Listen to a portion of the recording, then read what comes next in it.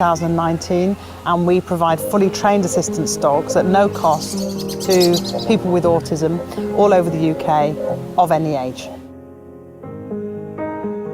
Luna has made a huge difference to Zana and our family. It quite quickly became apparent that although Zana struggled sometimes to communicate with people, she actually had an affinity to dogs. So I started looking for an assistance dog for her. I think Luna represents a companionship that Zana's never had before.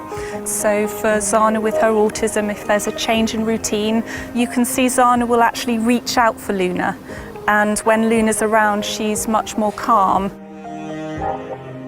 Having dogs for autism has made all the difference in the world, and you can really see the commitment of all of the charity and the staff, and just how bespoke and how personalised and attentive they are to what Zana's needs are and the needs of the family, and can help train the dogs to accommodate those is just amazing. Yes, having dogs for autism in our life has actually been really transformative. They understand what it's like to live in a family where you have an autistic child, and I found that really wonderful and really refreshing.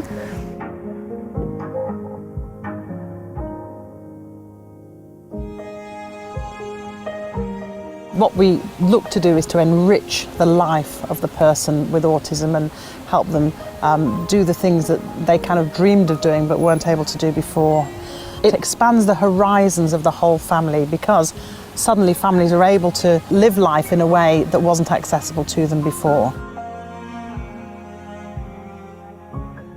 So it's me, Rebecca, my dad and my mum in my house, and Lola, of course. Rebecca has autism. It does bring some struggles, but Lola's helped. It was really bad. She was banging her head against the arm of the sofa, and because at that time we didn't know that she had autism. We were trying to see what was wrong. She has Lola with her, and Lola really helps her. It keeps her calm. Usually when we would go out to the shopping centres, she would have massive meltdowns. Everybody would be staring at us. It'd be a bit awkward, but with Lola, I think it's really helped. We can go out, we can do a lot more. If we didn't have Lola, I think we'd be struggling quite a lot. But Lola kind of helps her come downstairs a bit more. We kind of see her a bit more. She comes down, talks to us, watches TV with us. Lola's helps so much, and without Dogs for Autism, we would be struggling. And I'm so happy that we've managed to find this charity, and they've helped us out a lot. She's kind of brought out a lot of Rebecca that we haven't really seen before. And I think it's been really good for her to just have this connection with Lola.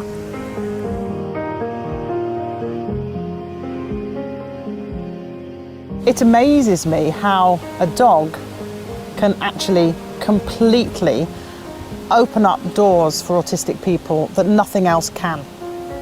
We rely completely on donations and fundraising. We can train as many dogs as we have the funds to train, but with every dog costing £20,000 to train and look after throughout its life, we need to find those funds, we need to raise that money, and we can't do that alone.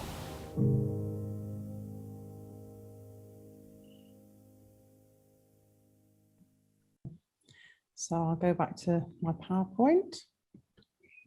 So I thought it might just be interesting just to see a little bit of background about us. Not many people sort of know about us and what we do, because we're quite young. But I started the charity because my son, who you can see here on this slide, who's now 6 foot, gosh, how time flies, with his assistance dog Daisy, who is still his assistance dog. We were looking for an assistance dog for him when it became obvious that a dog was going to make a difference for him. And at the time, there was just no way we were going to be able to get a dog from any of the charities that supplied autism assistance dogs, because they're overwhelmed with applications. I kind of erroneously thought that if we set up our own charity, we might actually be able to sort of fix that problem if we just did autism assistance dogs. But of course, now we're overwhelmed with applications as well. So, our vision, and this is a huge vision, but it's a serious one, is that we become for the autistic community what guide dogs is for the blind and the partially sighted, because, and that should say visually impaired, I do apologise, but because when you think about what a guide dog can do for somebody who is unable to go out and about without specific types of help, but then can with a dog, there's a whole section of our society who find it very difficult to go out independently because of the way that their autism affects them. And in some of those cases, a dog can be the key that opens that door to them. Now, you know, we currently have 35 dogs either in training or placed. I think Tim said guide dogs currently have about 4,000. So, you know, we've got a way to go on our mission. But, you know, that's what we'd like to be able to do for the autistic community, so that it's no longer a lottery to try and get an assistance dog from a charity. That's the plan. Okay. So what I want to do in my talk today is firstly keep an eye on the time. Secondly, you know, answer the questions. What does an autism assistance dog do? Because we get asked that a lot. You know, what does an autism assistance dog actually do? So I can answer that question briefly for you. Importantly, what are the implications of that for the welfare of the dog when partnering an autistic person? And that is quite a complex picture, and one that, you know, we are working hard on as an organisation to improve our practice all the time. And then the third thing is, then what are we doing to mitigate the risk to the dog? Okay, we acknowledge there's a risk to the emotional, to the welfare of the dog emotionally, very occasionally, possibly physically, but definitely, you know, when we're thinking about that emotional contagion, that and the transfer of anxiety from a partner to a dog, you know, that's really right in the hub of the work that we're doing in working with our dogs and our autistic partners. And of course, as our partners grow and change, and as the little boy here turns into a man over the life of the dog, the way that his autism affects him changes as well, you know. So we have to really sort of take all that into account, keeping the dog at the center of that at all times. And interestingly, one of the ladies who spoke in our film, in one of the previous edits of the film, she said, oh, and Dogs for Autism, you know, put the children first, and that's a wonderful thing. And we all went, no, we don't. We put on the dogs first. The dogs come first. Obviously we're keen to make sure that our partners and families are very well looked after, but it's the dogs who come first. So very briefly, autism is it's a condition that refers to a broad range of conditions. So people have challenges with social skills. They might have repetitive behaviours. Autistic people tend to have a rigidity of thought that can actually make sort of future imagination, things like that, quite difficult. And processing of language and non-verbal communication can be a real issue. And sometimes people might say, well, that person doesn't look autistic, or they must only be a little bit autistic. There's no such thing as being a little bit autistic, okay?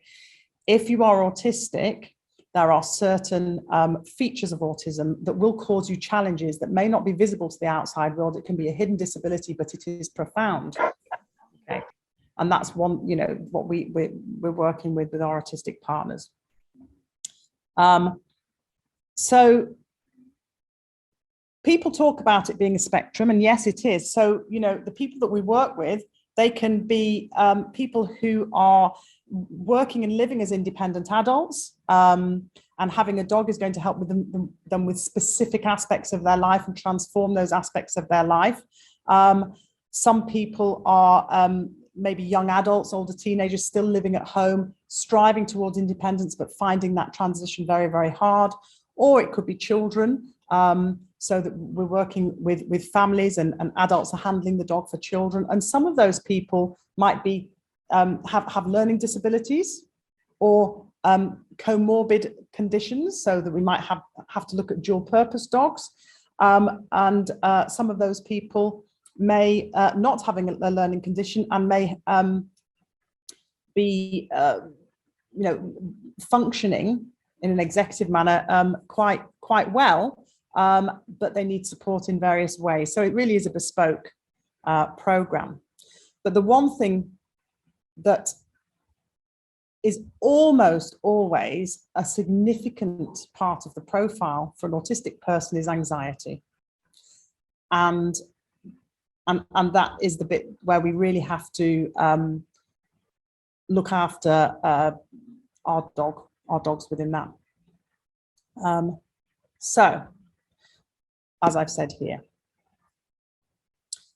we also have, increasingly we're finding that our autistic partners who apply for dogs with us suffer with Ehlers-Danlos syndrome, which is a problem with the sort of connective tissue in the body, which causes a lot of tiredness and pain and POTS and fibromyalgia. So it's unusual for someone to say, well, I have autism, and it's just autism where that's giving the deepest effect. It can be usually a range of things.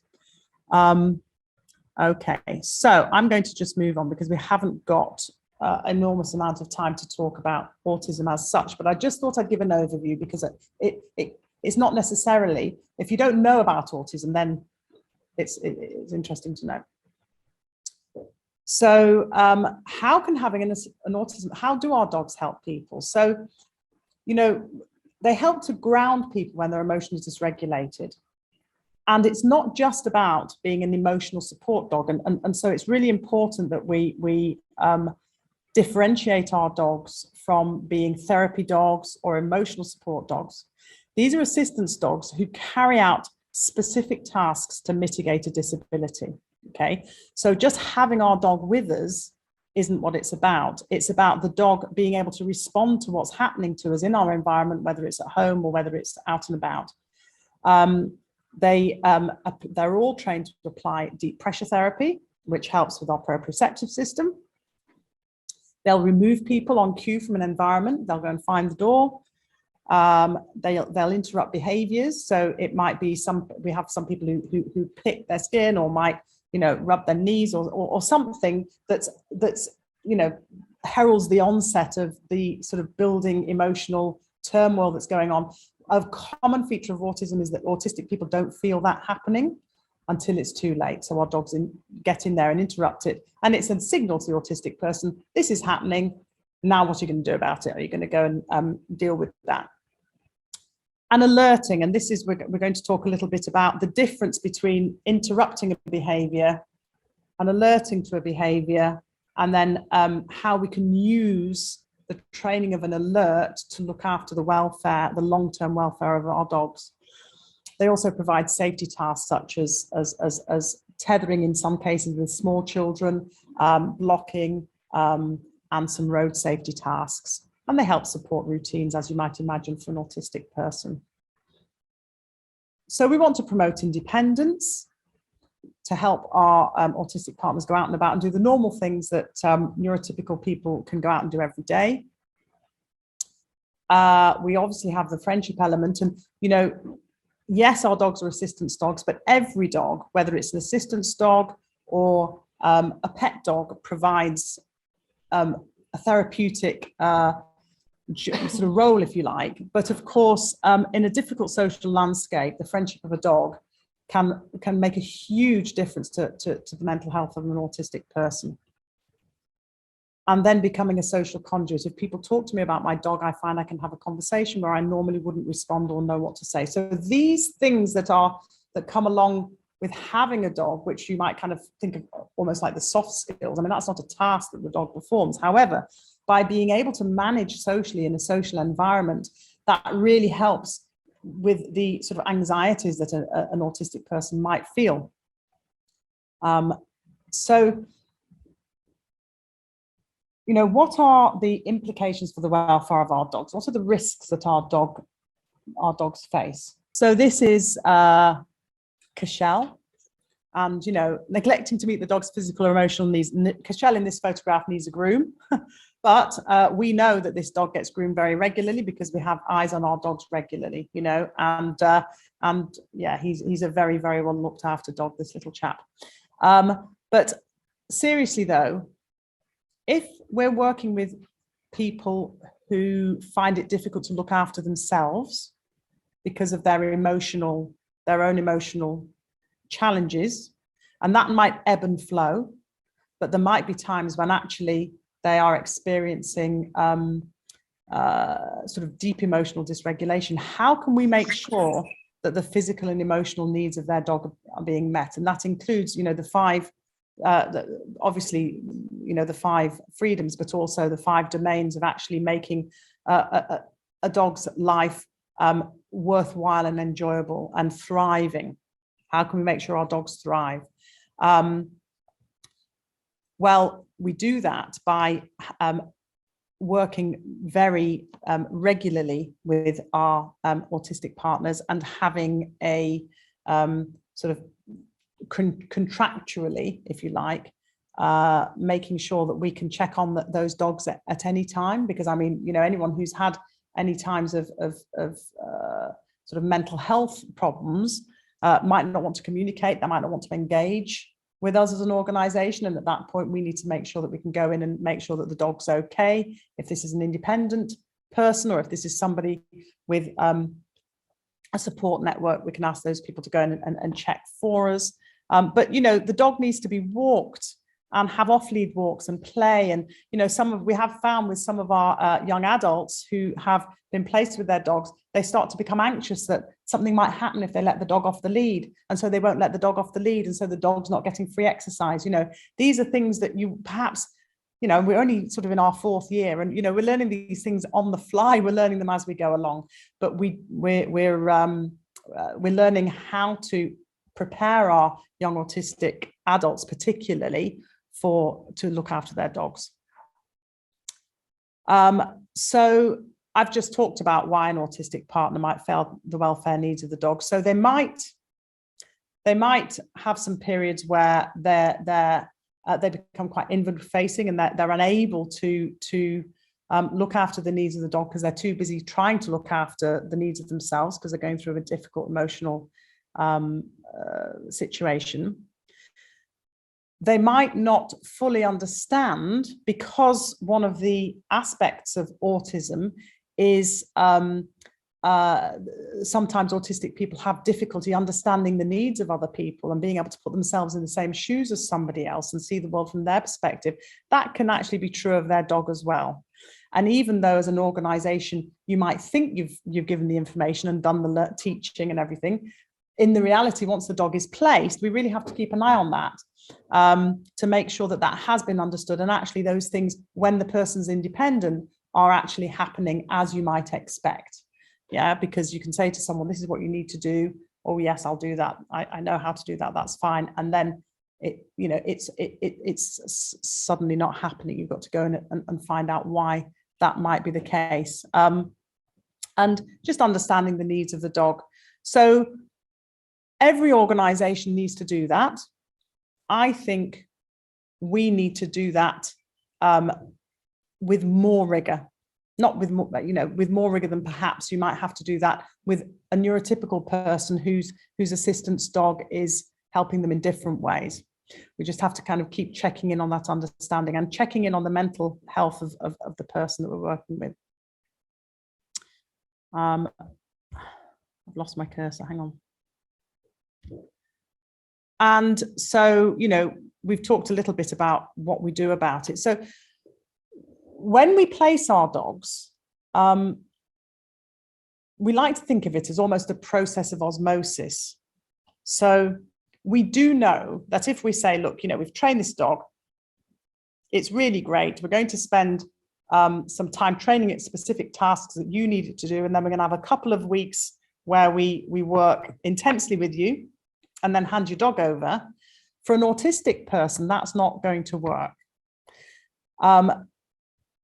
Because then their needs mean that you have to do things gradually, you have to do things slowly, you have to give them time to process what's happening. and structure that learning in a way that suits them. For some people, that might be a very structured, almost routine-like ticked list of, we're starting here and this is the journey we're going on. And for other people, it might be, this is where we need to end up in your relationship with your dog. These are the things that we have to actually achieve in the process. Where shall we start? So it's understanding what that person's needs are, and then over time achieving those. And so that means that we have trainers who live close to our autistic partner families, and we train our trainers in autism, and we train our trainers in working with the families or the children, so that the dogs and the partner can build that bond over time. And we can just assess that the partners are able to look after the dogs suitably and meet all of their welfare needs. And also importantly, another thing is to know how to flag things up if things are going wrong, and to feel safe in doing that. To feel safe in saying, I'm having a problem with my dog. Because one of the fear that they might have if they're feeling particularly anxious is that we might take the dog away from them. So they don't want to say if something's going wrong. So our application process needs rigor, because we need to make sure that we can actually work with the person with whom we're training the dog. I'm sure every charity is the same. And we've talked about the long-term preparation work pre-placement. So in blue here, this is, so I talked about innovative practice. And when I was introduced, we talked about Dogs for Autism being the only charity in the UK providing dogs to people of any age anywhere in the UK, which is true. Okay, Autism Dogs, who are now full members of Assistance Dogs UK, they provide dogs to people of any age. They're not currently a charity, so that's where that differentiation is. But what's been an absolute joy to us as an organisation is the support that we've had from all of the established charities who are already doing this work, and organisations like Guide Dogs, Dogs for Good, Autism Dogs, Canine Partners, and Support Dogs, everybody. So what we're doing now is we're starting to use a triad model with our young adults. So that's been well established in other charities previously, where dogs are trained for children. It's a triad model where you have the dog, the child, and an adult or carer who's actually responsible for the dog and is the handler of the dog and is responsible for the welfare needs of the dog. What we've discovered for this particular group of the autistic community, particularly the young adults or adults who are still living at home and striving towards independence, is actually we need to have a similar robust support network around them, so that actually it's the adult or carer, the parent or carer in the household, that starts off with the full responsibility load of the dog, and then we gradually start handing it over in a way that works for the family and for the autistic partner. It ebbs and flows, and because what we found was that in the run-up, in all of this preparation pre-placement work we were doing, the outcomes were fantastic, and suddenly people were doing things they hadn't done for years. They were going out with their friends, they were going to shopping, they were going to Costa or whatever. Oh my goodness, and this is transformative. Then the dog arrived within the household, and the enormity of looking after all the needs of the dog became overwhelming. And what we found then was that actually quite quickly the placement would begin to break down, because the dog's welfare needs weren't being met, not just about their physical welfare needs, but because they were so closely bonded to their partner, and their partner was becoming very anxious about what was going on with the dog, the dog was absorbing all of that, and there was mirroring going on. And so, and luckily, because we work so closely with our autistic partners, we were able to kind of get in there very quickly and make sure that, you know, things didn't fall apart completely. We haven't had any failures like that. We have been able to go in and support, but what we've had to do is bring the families on board. And what we're doing is we're working now with our families in a wider family support group. And these first families that are sort of ploughing the way, you know, sticking the flag in the moon with us, working with this particular very complex group of autistic individuals. And we are looking at in-house therapeutic services. Obviously, we can't provide all the therapeutic services that somebody might need, but where it comes to how can we support the family and the autistic partner in relation to these needs around the dog, what can we do? And rather than us saying, oh, well, we think that we don't have the answer to that, we're actually collaborating with our families and our autistic partners to find that way through. And that's been going on recently. We've had support from critical friends from other charities who are already well established. And that's been really, really helpful. Because we've been asked the question, well, if it's that difficult and you've got hundreds of people on your waiting list, and it's much easier to work with the children and the independent adults, then why don't you just work with the children and the independent adults? And my answer to that is, well, when you think about the transformation of a life, it can be profound with this particular sector of the autistic community. And just because it's hard, we shouldn't step back from it. But in the center of it all, we have to make sure that the dogs are being really, really well looked after. And we need to look carefully at how the emotional contagion can affect the dog, and make sure that we not only mitigate that when the partnership is there, but how do we learn to prepare the dog for that in advance, so that the dog's not going into that situation and experiencing it and not able to do anything about it. And this was what Claire was talking about this morning, about the difference between a dog that's trained to do something already and a dog that isn't, or a dog in a dog in a role where maybe somebody has diabetes and it's trained for diabetes, but is also experiencing some PTSD or something the dog's not trained to mitigate, and that might affect the dog. So we're looking closely at that too, which I'm going to talk about in a moment.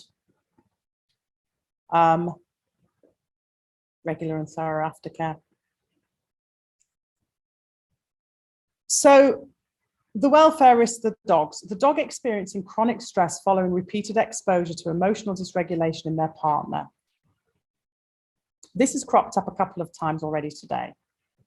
And the fact that it has, and the fact that I independently, wrote my presentation last week, shows that this is something that we recognise, and we recognise it across the sector.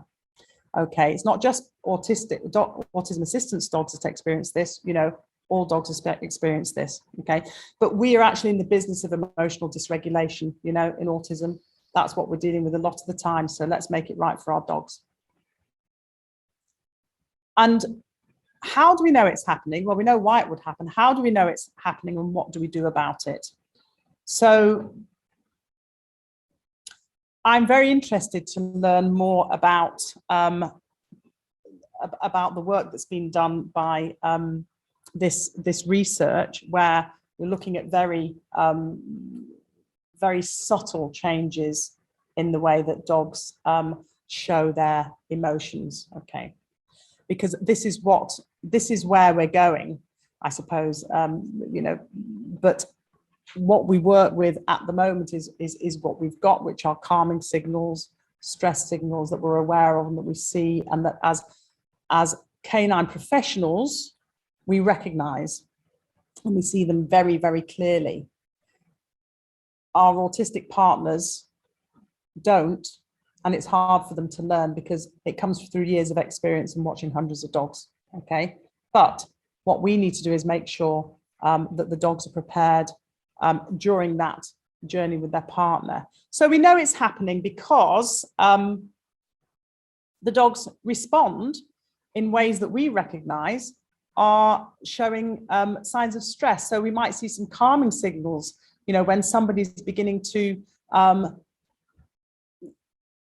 trying to interact with their dog, when actually they're undergoing an episode of acute anxiety. And we see the dog, you know, maybe its ear carriage is wrong. It might be lifting a paw, it might be yawning, lip smacking, turning away, not wanting to go and do the deep pressure therapy.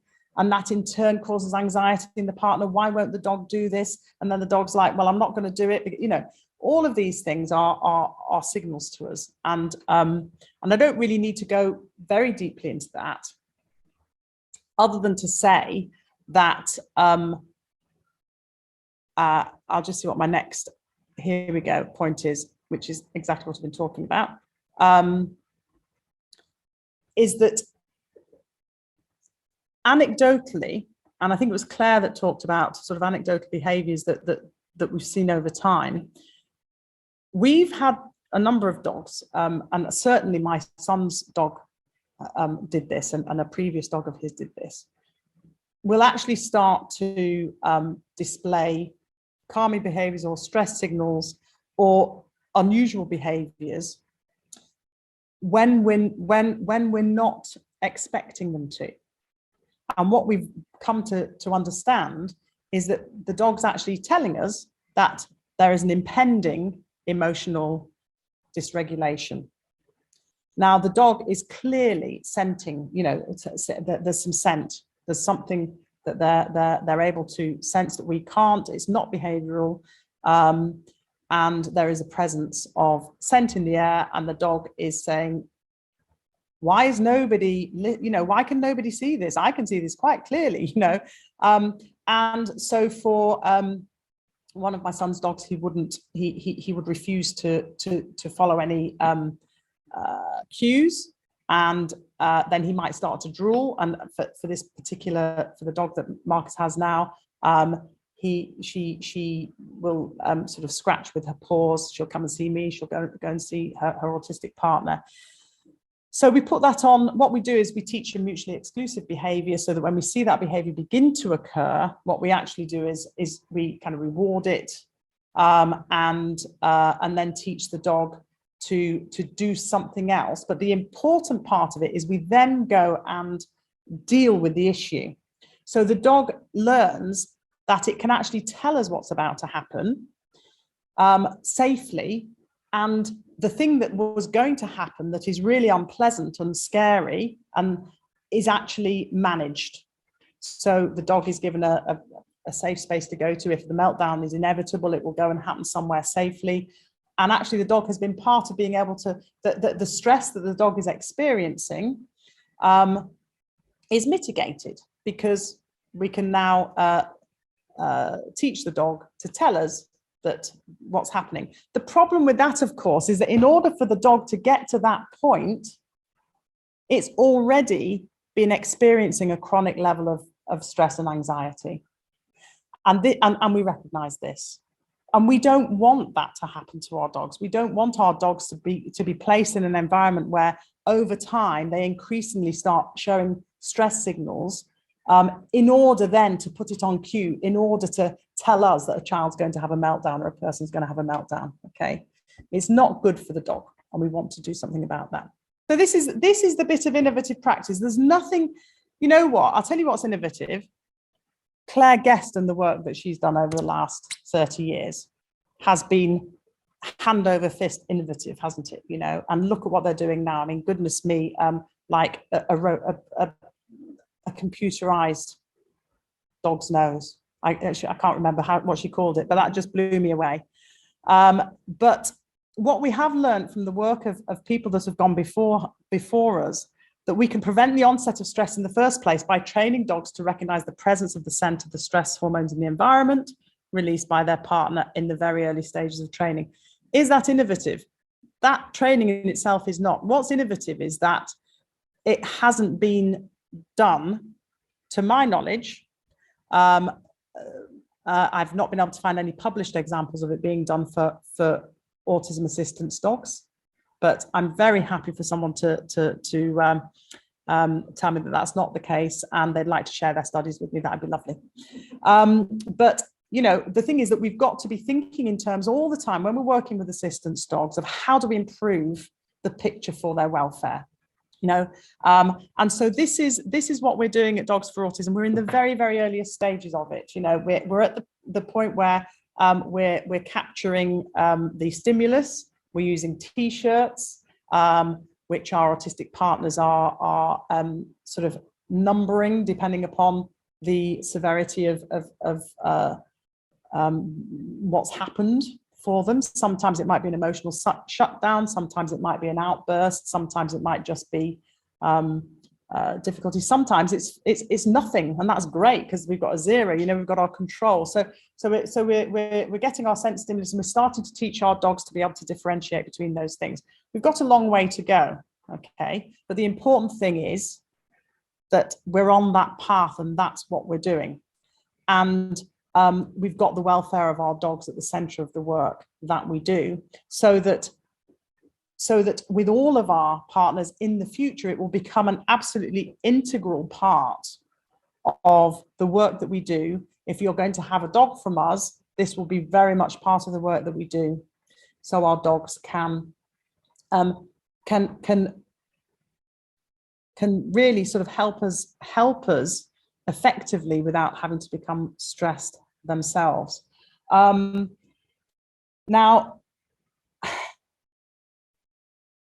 I just wanted to touch on, I mean, that's the end of my presentation, but over lunch, I was reflecting on everything that people said this morning, and I know I'm sort of out of time, so I'll be quick about this. When we're working with, and I also work with a number of owner trainers as well through a different part of my work. When we've got an assistance dog, and I would say particularly assistance dog who is experiencing our own anxiety and emotional dysregulation on a regular basis, you know, we really have to think about,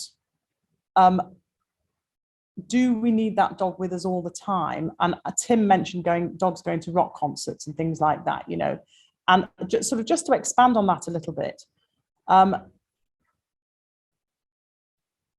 If I go somewhere with my son, so if I go to the cinema with my son and I bring his assistance dog with us, she knocks it out of the park, you know, she knows exactly what she's doing.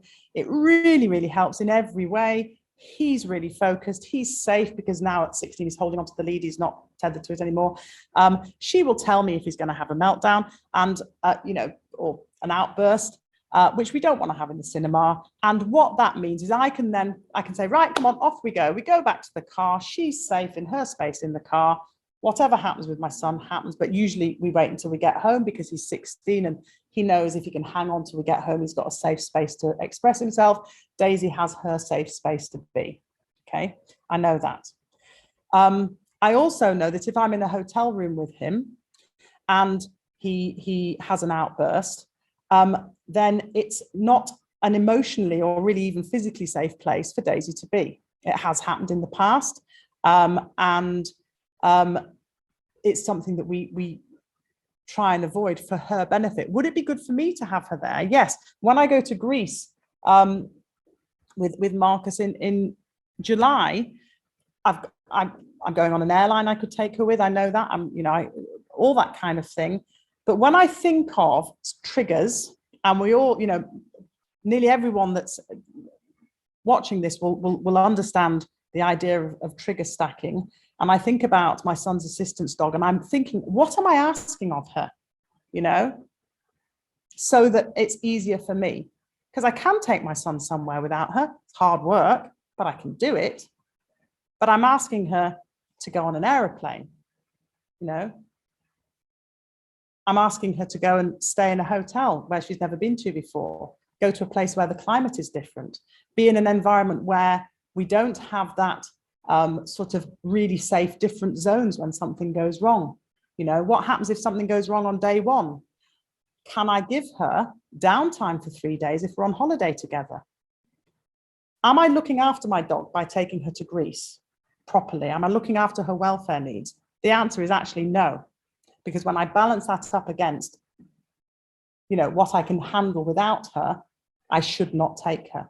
If I really need to take my dog on holiday, then I go and get, you know, hire a cottage in the New Forest where I can put her crate, okay, and we can have a safe space, and we go on day trips where we can get back safely and everything else, and the climate's right. And I think we have a responsibility. It's not just about it's not just about the things that we do within the work of training dogs and placing them. It's about the wider education of everybody who works with an assistance dog. And, you know, what are we asking our dogs to do, and what load are we putting on them at any given time, and making good decisions around that as well. It's a huge subject. I'm honoured that I've been asked to take part in this today, and I will finish there. Thank you. Thank you so much, Hilary. That's really fascinating. We'll take questions and comments after all the presentations, I think. So Gary Botterill is our next speaker. And Gary is we've got a lot of co-founders here, which is absolutely wonderful. Gary's the co-founder, director and trustee of Service Dogs UK. And I'm sure Gary will tell us more about the work of his organisation and the welfare of their dogs. So over to you, Gary. Thank you very much. Thank you very much. Thank you for inviting me to talk here. And I feel a little bit of a fraud because I'm the co-founder and director and operations director, and also a volunteer for my charity Service Dogs UK, which is an assistance dog charity to basically, it's there for people with PTSD from the armed forces and the emergency services. And but I'm not here to talk about assistance dogs. I'm here to talk about something else. I'm talking, so my full-time role is actually with the police. I'm a serving police sergeant, and my full-time role is the national lead for Oscar Kilo. And Oscar Kilo 9, should I say, is the dog element of our wellbeing provision for all our officers and staff in the police and as it's emerging, the emergency services. So we have got participants within the Oscar Kilo 9 framework from the police and the fire service, and we've got interest from the ambulance service, and hopefully they'll be able to get their provision up and running soon. And my job really is to I've created the concept and what it's all about and the structure behind it, and it's really now a case of individual forces can join it if they wish to, but we have the overarching view to make sure that people do things in the right way. That is our logo. We're Oscar Kilo 9, and what we do is, as you can see by the paw print is there, we've extended the Oscar Kilo wellbeing framework to include dogs. And the reason for that is that we've done the research, we've found that the dogs can bring a lot of good things to those people who are on the front lines, those people who are doing a very, very stressful and demanding job, those people who are dealing with trauma on a regular basis. There's the actual presence of the dogs we've found can lower blood pressure and heart rate, it can reduce stress. The sharing of oxytocin engenders a feeling of trust and reduces anxiety. The the production of dopamines increases the resilience and promotes a more positive outlook for our staff. And I don't know whether anybody's seen in the news, but actually the police and the emergency services and public services in general are a bit under the cosh at the moment. It's a hard ask at the moment, and we've found that the staffing levels have dropped dramatically.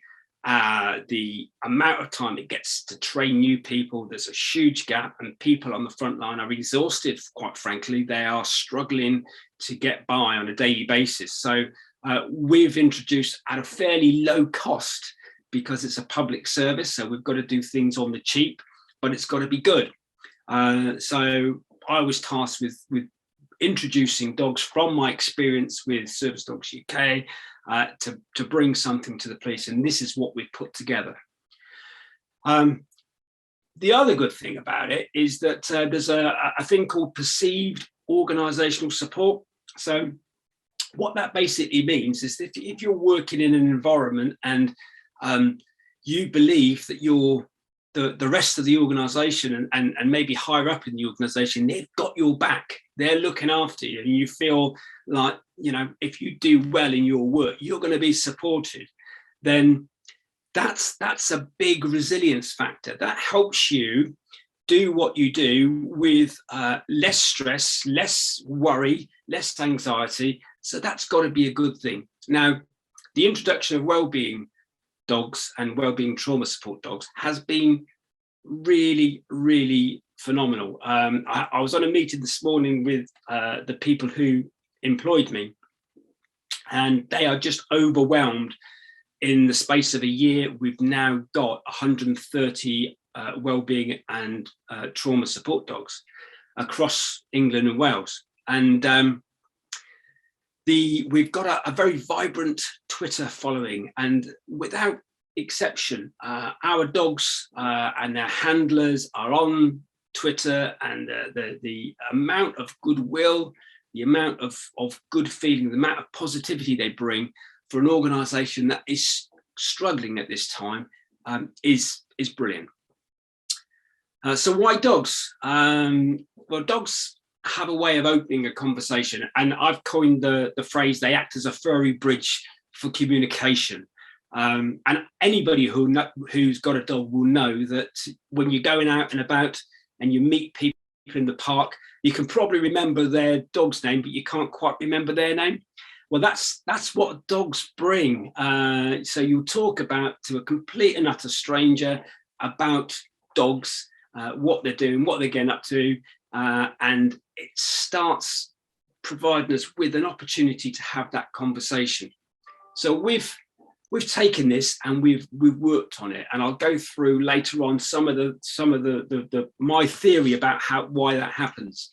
But they do make it easier for us to show affection and empathy, and they create a compassionate environment. So how are our dogs making a difference? Well, I've just put a few little bits of feedback here, and that's all I could squeeze in there. And you can see from the writing that it's quite small. I have got reams and reams and reams of feedback like this.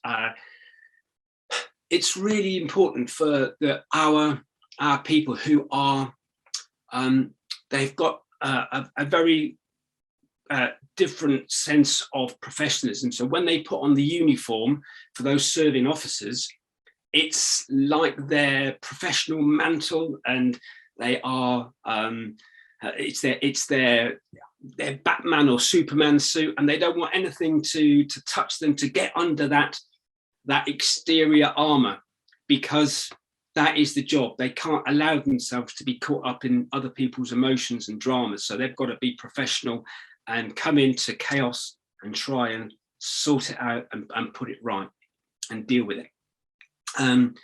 So when we have the wellbeing visits, and they could be in a number of different ways, but when we have the wellbeing visits, it's a chance for them to come away from that professional image and just be themselves, allow them to express their own emotions.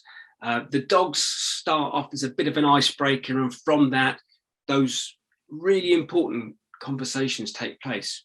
And one of the most one of the most brilliant things about what we do is that several people have come to us and said, you know, you came in, I was looking forward to meeting the Wellbeing dog. We had a great conversation. We talked about mental health, because at the end of every lead is a mental health first aider or peer supporter. And they're trained, they're specially trained to listen empathetically at what somebody's got to say, and also they're skilled enough to be able to signpost them to support.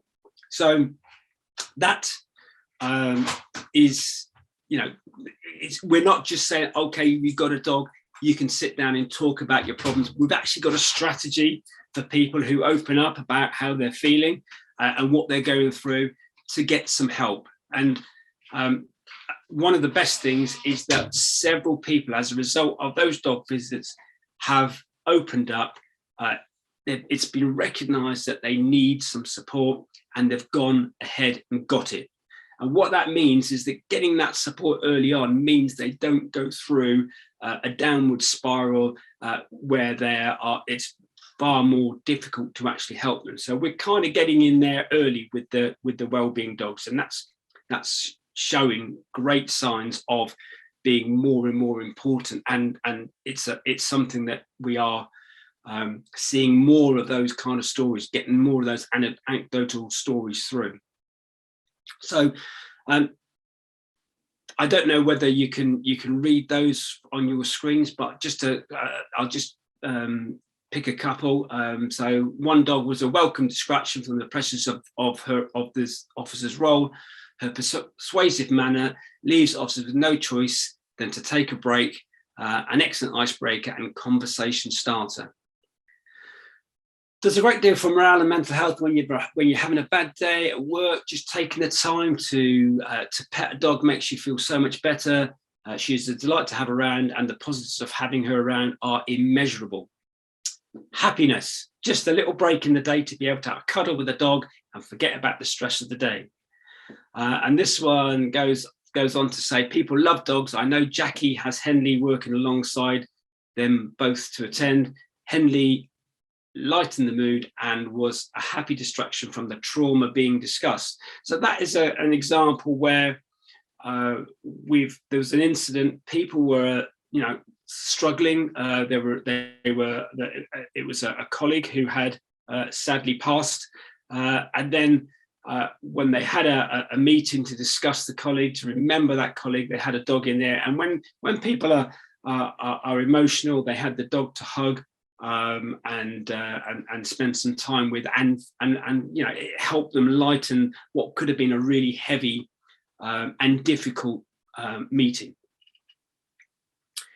So it goes on. As I said, I've got lots and lots and lots of these, and the last one is, without realising it, I was telling him about my problems.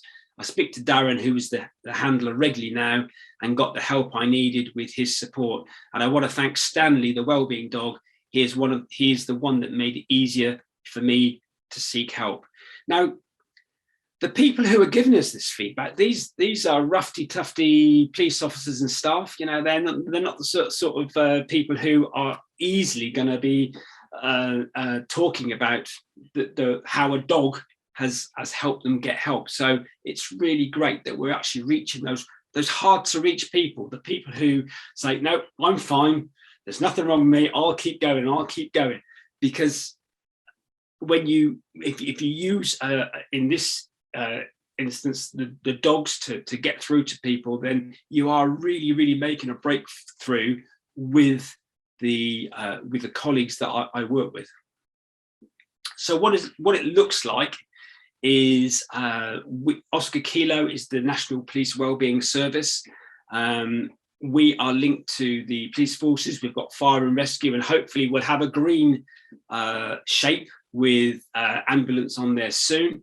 At the top of the hexagon is the Chief Constable, who's got this in her portfolio and is extremely supportive of it. And our Wellbeing dog in PSNI, Police Service Northern Ireland, was visited by Prince William. So, and we've had such a lot of high sort of public profile support for this, because Prince William knows, as he is a leader with Mind and the other emergency services, he's very passionate about supporting those roles, and he is very, very supportive of Oscar Kilo 9. So how can the dogs be used? Well, we have mental health awareness days. So getting people to come along to these events, to spend time at these events can be quite tricky sometimes. People don't want to acknowledge that mental health is something that affects them. So when we have those mental health education days, then we kind of use the dogs to get people along, and it does actually get, if you excuse the expression, it gets bums on seats. People will come along to see the dogs and to interact with the dogs. We use it generally for wellbeing, so it can be an ad hoc visit where one of our handlers is bringing a dog into work, and it's just going to go around and do a little bit of a morale visit. It can be post incident, and we've had dogs gone from one force to another to support, where sadly we've had colleagues who have taken their own life, and we've used the dogs there to go and support them along with the wellbeing vans, and providing some professional help for those people affected. We've had dogs on mutual aid. So we have various high profile events like G7s, Commonwealth Games, that sort of thing. That's Commonwealth Games is coming up this year, but we're requested to bring the wellbeing dogs because we've got people working 12 hours a day away from home, not able to see their family and friends, sometimes for an extended period of time. So, you know, for them, for their morale and for the feel good factor, they've got the dogs there, and also with the vans there, with our diffuse and our mental health first aiders, then if they are struggling in any shape or form, we can pick that up. And then outreach. So some of the dogs are also used in the community to go out to get engagement from schools and colleges and young people. And that's again, really, really successful, because the barriers between the police and the community are lowered, and again the dog is using that dog as the furry bridge to bring the two together, and to break down those barriers. But we don't just have any old dog come along. The standards involved, it's not bring your dog to work day. So we have approved standing operational procedures for the use of dogs. We've got comprehensive risk assessments in place, and we agreed to the animal welfare scheme visits and scrutiny, and we're still working on that with the Dogs Trust. It's great that we've got Beckie here today, because we're looking at some other things that the Dogs Trust can help us with: modular learning, CPT days for our handlers to support them more, give them more information about the dogs, helping them to read dogs' body language, all that sort of stuff. So there's a lot going to be in place as we go forward to give further support and encouragement and learning to our wonderful handlers. So the dogs are specially selected via an OK9 suitability assessment, and the suitability assessment is not just looking at the dog. It's looking at the handler as well. So the dog and the handler are assessed together, and we're looking at things like, the dog's temperament. Does it enjoy having a fuss, having a cuddle? Does the dog enjoy the environment? How is it with lots of people? And we're looking for really robust dogs that just love people, love the attention, love the belly rubs, all that sort of thing. That's what we're looking for. But we need to look at the handlers as well, so that we know that they are able to recognise any body language the dog's giving off, any signs of stress, any signs that the dog needs to have a bit of a break and come away from that situation. And like the theme of today, if the dog's not enjoying this job, it's no good. It's not going to work. And throughout the assessment on the handlers are told that they've got to constantly assess their dog, and if at any time the dog's going through any kind of behavioural changes that makes it no longer suitable, the dog's got to be withdrawn from OK9 until such time as, you know, it's ready to come back into doing that kind of work. So it's all about the dog being happy and content and lapping up the role. We've got a service level agreement in place just for that reason, to make sure that the contingencies, the safety net, all the stuff that we do to make sure that it's working, it's safe, the dog is completely supported, the dog's welfare is paramount, to make sure that actually goes ahead, and they have to sign off. Each individual force has to sign off that service level agreement to say that that is what they will focus on. The dog is brilliant, and the mental health first aiders or peer supporters who are the dog's handlers are just as important. They're the ones who listen empathetically and are able to pick up on those little nuances, and are able, because they're passionate about peer support, they're passionate about looking after their colleagues, they're the ones who will be able to see if somebody needs a little bit of extra support. So we've got things like the dog walk and talk. So it may be they'll do a presentation to a group, but they'll notice somebody is, you know, potentially a little bit off, a little bit struggling, and then they'll offer them an individual dog walk and talk. And if they do that, that's sometimes when they can tease out, you know, what the problem is. We use the dogs to get people who have been away from work, maybe maternity leave or long-term sick. It's quite worrying coming back into the workplace because a lot changes in a short time. So the dog visits to their home address, if that's what they want, it's offered to them, and we're able to sort of bring them back, talk about where we are with the workplace, what's happening, what the changes are, and maybe on their first day accompany them back. All our dogs are fully insured to do what they do, as you would expect, and we've got OK9 Wellbeing and trauma support dogs certificates that they get once they are properly assessed and accredited. When they are assessed, they get the certificate, but they also get the OK9 jackets, and you see pictures of the dogs in their jackets in slides to come. They also get a patch or two and a pin badge for the handlers, and we've extended that further, and we're giving clothing out to the handlers which signifies that they are OK9 support dog handlers. So where do the dogs come from? The various different ways. The dogs come from dog police units, and maybe they've been repurposed because they're not particularly good at detecting drugs. So we've got that. We've got dogs that are privately owned and they're brought into the work, and that's on top of the officers or member of staff's day job. They're doing that as a voluntary capacity, very much like being a mental health first aider or a peer supporter, and they've just got the dog with them in order to help them fulfill those well-being dog duties.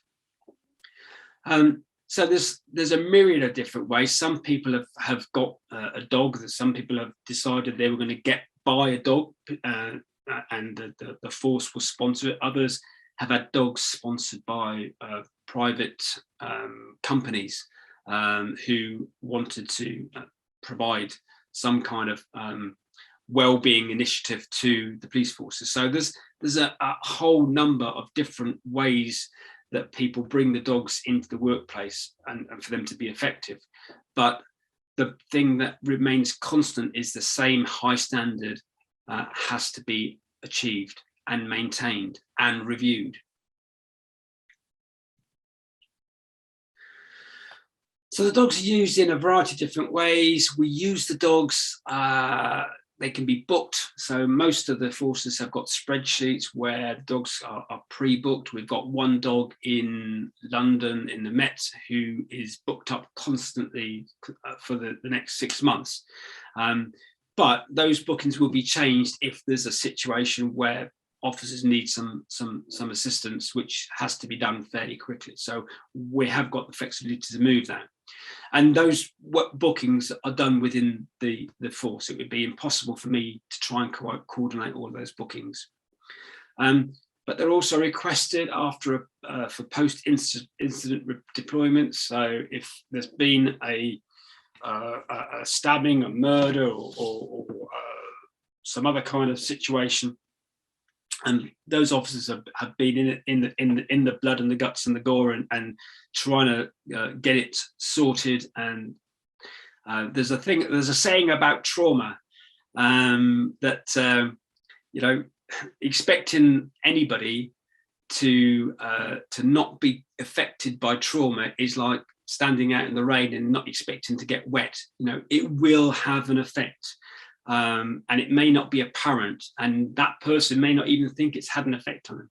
But when we do a diffuse, which is speaking about it, it allows the brain to process that trauma.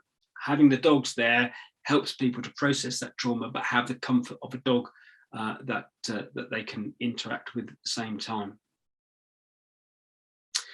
As I said, the home force is responsible for the day-to-day bookings, but if there's a major incident, and I'm thinking of something like the London Bridge terrorist attack or Manchester Arena bombing, then that's where I will coordinate and deploy the dogs to assist people affected. And it wouldn't be immediately, it would be a week or two after the event where we would reach out to those people who were directly involved or affected by it. And it could be members of the police and the other emergency services there, and we would extend that to members of the public as well, so that we're able to help people deal and start to process that trauma that they've experienced with professionals present. So the benefits of people joining OK9, so different forces and fire and emergency services, is that you're part of a partnership that's nationally recognised. You've got access to information, guidance, templates, advice and assistance, and it's free peer support training that we provide. So anybody who is a handler can, most of the SPOCs send their handlers to us, where we do peer support training to equip them to do their role and to do their role well in order to support colleagues. We've got ongoing support with every scheme. So I am the main point of contact, and I will help people if they come across any difficulties, or they want to try and do something slightly different. I'm there to help, support and advise them. Obviously they get the free stuff as well, which is always good for police officers and fire fighters. They all like the free stuff, and we give them access to that. And there's lots of positive media opportunities as well. So we give them ongoing training, CPD days. We had a lovely 2-day conference, and we had the pleasure of having a couple of brilliant speakers from the Dogs Trust. Beckie's here today, but we also had Louise. And we have peer support from other members and mutual aid opportunities. So we've got a really great network of SPOCs, single point of contact, and handlers. And it's a great source of information and developing what they do, because somebody will say, well, you know, I did this, and have you thought about doing this? And it's a great way of networking and that best practice. So that's a basic rundown. What I wanted to do is just talk a little bit about why I think, my theory of how this works, and why dogs are so special within the emergency services group, and why they make a difference. And I think And I kind of phrase this as or start off with the puppy dog eyes. So how dogs help us to open up. The puppy dog eyes, that initial contact, that maybe it awakens a maternal or paternal instinct with us, or maybe we just think that dogs are adorable, or we can relate to dogs because we've got our own at home, or we're animal lovers. But there's something about having dogs in the workplace where people in uniform and out of uniform, if they're staff, but it doesn't make any difference whether or not they're firearms officers or firefighters. They will get down on their knees and play with a dog. They will do all that soft skills in order to get that dog to come over to them and to have that interaction. And that main contact is that soft interaction, stroking, petting. It's not acceptable for police officers and members of staff and firefighters to go around talking in baby talk because they're professional people with this. They've got their body armor, but they've also got their personal armor. So it's really difficult to reach them sometimes. But it's totally okay for them to talk in baby talk and gaga talk to a dog, and that's the unwritten rule. If you look at some of the military pictures of people or of military personnel with dogs, then it's absolutely fine to be soppy with a dog. You can't do it with anybody else, but there's for some reason there's a green light for anybody to get down and personal and be soppy. And have that interaction with the dog, and nobody bats an eye, nobody thinks anything of it. And while they're doing that, they're getting that eye contact with the dog. They're playing ball, maybe a little bit of tug, or the dog's doing tricks, and they're having that great interaction. The dog's getting treats, and it's really, really interactive. But the successful contact often requires that use of high, coming out of yourself, using a high-pitched voice to get the dog's attention, getting down on your hands and knees, because the dog can't come up to you. And people want the dogs to like them, so they will try and to whistle and squeak and all sorts of things to get the dogs to come over and have that fun. So that's part of my theory. But the other part of my theory is that human behavior, it's that nurturing instinct that comes out when they're having that interaction. It's that caring side of you that comes out when you're interacting with a dog. It's that living in the moment and enjoying that moment that comes out when you're interacting with a dog.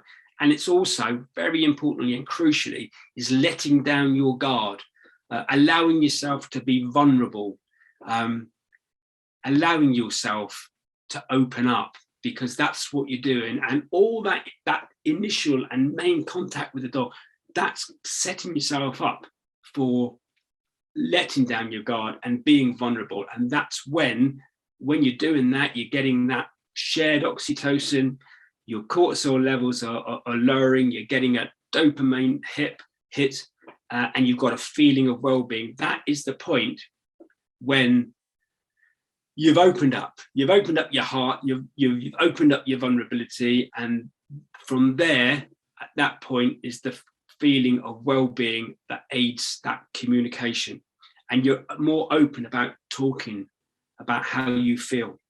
The dog starts off as a safe topic, but the conversation can easily and readily and naturally move to that individual's well-being in a supportive and empathetic way by a suitably trained peer supporter. And that, I think, is the essence of what our OK9 dogs bring to the emergency service, and they are phenomenally successful. And the biggest, we do get complaints, and the only the complaint that we've got is that there isn't enough dogs. and there's not enough. I was on duty and the dog wasn't there. So I'll take that, and we're working on that. But that's just a rough and ready guide to what we're doing in the emergency services, recognising what dogs can bring, what dogs paired with specially trained handlers can bring in order to alleviate some of the stress that those people working very, very hard to keep us safe have to deal with on a daily basis. So it's been brilliant listening to the other speakers, and I'm sorry I'm not talking in depth about looking at, how we look after our assistance dogs, but I think the theme that has been throughout all the talks is about you've got to look after your dog. That's the number one priority. You've got to look at lots of different ways. You've got to keep an open mind about how best to look after the welfare needs of your dogs, and I think that is crucial, because if your dog's not happy doing what it's doing, it's not going to be it's not going to work. It's not going to work, and nobody benefits. And we're constantly doing that as OK9. As I said, we'll be speaking with Dogs Trust and looking to evolve what we do to make sure that we've got everything in place to support our dogs and also our handlers. Thank you, Gary. That was really, really interesting to hear about how you've developed this service, and it made me think of the way therapy dogs or PAT dogs are brought into universities now to enable students to reduce stress before exams and so on. It's a similar. I mean, it's different. Obviously, the police is a different organisation from universities, but it's a similar thing, that the organisation is doing something to benefit the people who are within that organisation. And what you said about the emotions is very much what we found when working with the dog sections, that the dog handlers talk really emotionally about their dogs, and the emotions are absolutely there, and it's okay when you're talking about dogs to be emotional. Exactly, yeah. So very interesting, very interesting. There's one question in the chat which I think we've got time for. It's a question from, I don't know the name of the person who's put it there because it just says user, but they're wondering about breed bias when it comes to assistance dogs across all the services, and is it due to public perception that poster dogs all seem to be the main recognised family-friendly breeds, or is it just to do with their abilities? I don't know if, Gary, have you got anything to say to that, about that, in response to that question? I mean, I know in your service dogs you use all different breeds, but so yeah. So there is breed bias, and I think it's very easy to say, okay, this is what an assistance dog looks like, and it's going to be this particular breed, and I don't necessarily believe in that. I think that assistance dogs can come in all shapes and sizes and different breeds and crossbreeds as well. I think it's down to the individual dog. Okay, that's great. Thank you, Gary. That was really fascinating, and I'm sure there'll be lots more questions for you when we get to the question and answer, the Q&A at the end, which is quite a long period of time.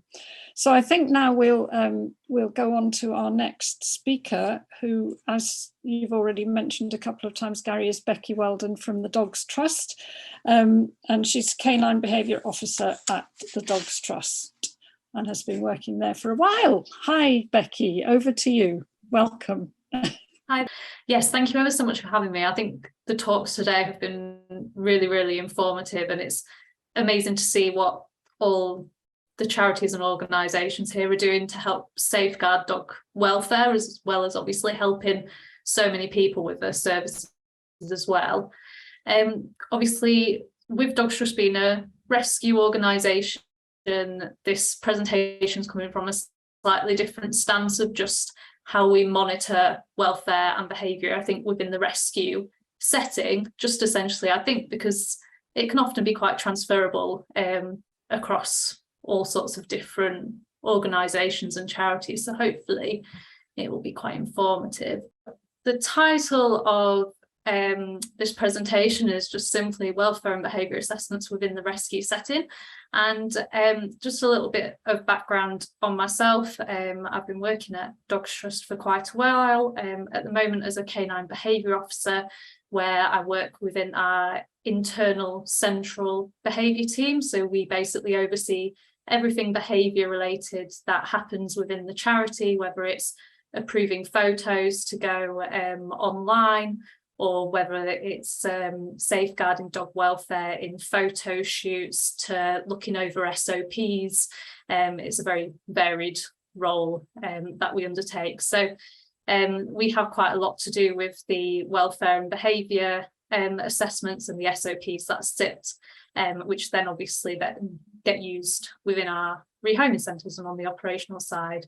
So I think most people are probably familiar with Dogs Trust, but we currently have 21 rehoming centres up and down the UK, and we also have Dogs Trust International, and very recently Dogs Trust USA as well, and also Dogs Trust Ireland. So we are an ever-growing charity, even though the international charities do technically sit within different charity number, but yes, we're an ever-growing organisation. So today I was just going to have a look at the purpose of assessments at Dogs Trust and why we use them, different types of assessments at Dogs Trust as well, how we potentially look at periodic welfare reviews and our centre walk-rounds, we call them, but where we basically look at welfare on a wider scale, and then also the challenges of welfare and behaviour assessments in rescue, which I think, as we probably anticipated, touch upon very similar challenges to in AAI as well, regardless of them obviously being very different purposes. So in terms of how we assess at Dogs Trust, or why we assess, sorry. So we obviously assess for dogs coming into kennels to ensure that they are going to cope within the kennel environment. If we think a dog is potentially not able to cope, we do have options for them going into foster. So our home from home service is now being promoted at quite a rapid rate to try and help reduce the amount of, or free up more kennel space, shall we say, because I don't think we'll ever reduce the amount of dogs in kennels. That's the overall aim, but it never seems to be stopping at the moment. But hopefully get more dogs that are struggling in kennels into foster homes when we can, and also potentially referral to maybe more suitable smaller rescues if we don't think the dog will be able to cope in such a large rescue centre, or potentially as well charities that maybe rehome from the home who are registered, that might be more suitable for a particular dog. So we assess them straight from the first conversation with the owner, to try and engage whether they'll actually be able to go through that rehoming process with us, or potentially whether it's going to be a little bit troubling for them. We assess dogs' behaviour throughout their time in kennels. So I think, as someone's already said before, welfare and behaviour assessments for us are a continual process. They don't just occur at certain times within the dog's journeys, although they also do as well, but the general day-to-day conversations about welfare and behaviour are always happening, and we have processes to record those as well, so we can always look back on them when we need to. We also assess so that we can aid the tracking of behaviours that might be linked with medical needs, and that really helps either our on-site vets, or some of our rehoming centres have vets that they'll use externally, so that helps with that transfer of information as well. And we of course look at welfare as holistically as possible, so I think we know there's many definitions and we can't just put it to one definition, but looking at the mental state, the physical state, and their ability to cope with their environment are our kind of main priorities. And then also from our point of view, to help build a profile ready for rehoming that dog. And quite interestingly, we do get approached by AAI organisations, and we do work, as Gary mentioned, with different organisations for if there's dogs that maybe have issues like separation anxiety, where they're really going to struggle to find a suitable home, and they might be suited to go to an AAI organisation for something like a residential dog where they never have to really be left, and otherwise they are suitable to be trained up in that aspect, then we do look at rehoming in that capacity as well. So it's all about obviously ensuring that the dog is going to be suitable for that particular home, whether it is with someone who's going to use the dog for their own needs, or whether it is just a family who's taken on the dog. So from our point of view as well, our assessments help safeguard everyone who comes into contact with the dog. So our staff, our foster carers, obviously our adopters, the wider public who might come and meet dogs as well, but even if they don't decide to take that dog, we still have a duty of care towards those. And also other dogs and other animals that they might be getting rehomed with, or when we're out and about exercising our dogs, we do try and endeavour to take them off site so they don't get too institutionalised. And we do obviously have a duty of care towards the wider public in that aspect, or animals out in the public as well. So at the moment we have a colour coding system for our dogs after they've been assessed, and that kind of correlates with a certain skill level of staff.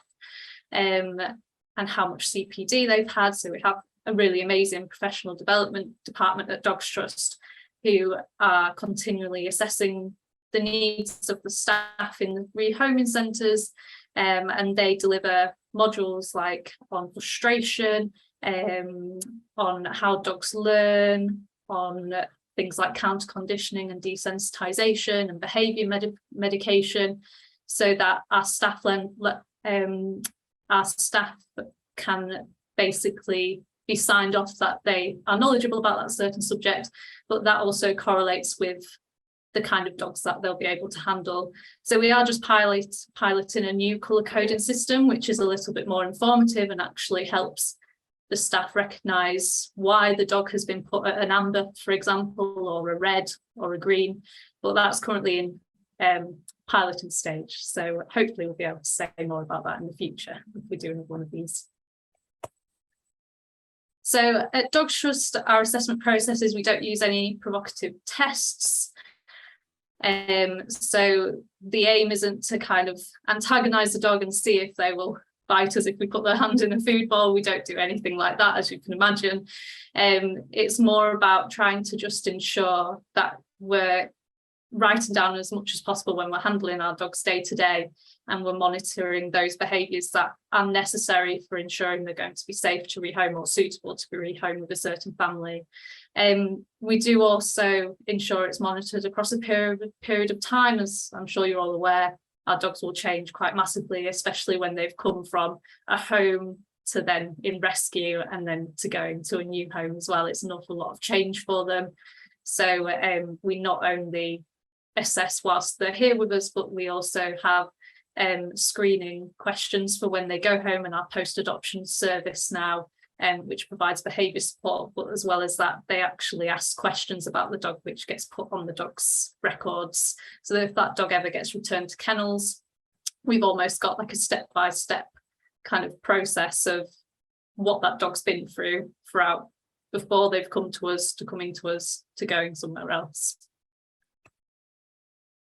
So this is just a little bit of a breakdown, not really in any particular order, but we gather a history over the phone first of all with the person who's generally looking to give up the dog, if we can do that. Obviously, if someone's just tied a dog to a gate, or if we're potentially going to the local pounds to see if they've got dogs that are struggling to, or they haven't been reclaimed, we might not be able to do that part.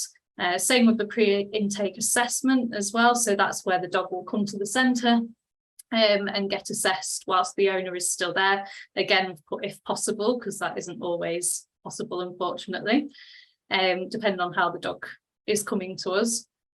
We then have an initial assessment. So a lot of our centres call this the 7-day assessment, and no dog is allowed to leave us until they've at least done their initial 7 days. Obviously, if anything's flagged of concern within that 7 days, then it might be longer than that, but that is our bare minimum of what we have our dogs there for.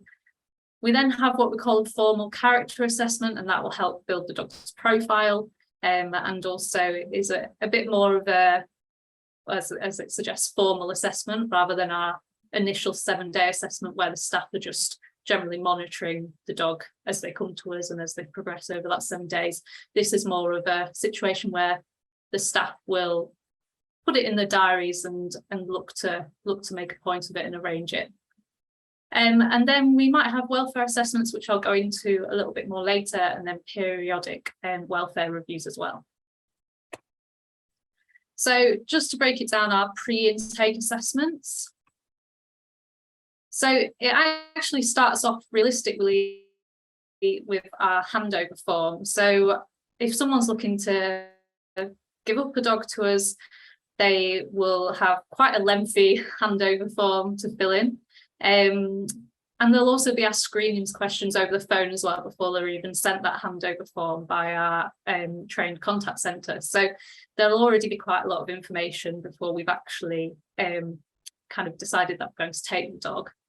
And this is the first kind of opportunity for the rehoming centre, so it would be the nearest one to the owner, to try and assess the suitability for the kennels. So as I mentioned before, we try and avoid putting dogs in kennels who we know are going to really struggle with it and find it really stressful, and it could also be detrimental to their health and welfare if they're put in a kennel environment. We know from research that kennels is definitely not the ideal environment for dogs, so this handover form is really crucial for us to assess that, so we aren't just blindly putting a dog into a situation where they might then get stuck in kennels for a long time, because we know then owners will potentially not want to rehome a dog who is jumping up at the kennel door and looking really stressed. And we also can't get a true reflection of that dog's behaviour and welfare when they're in that state as well.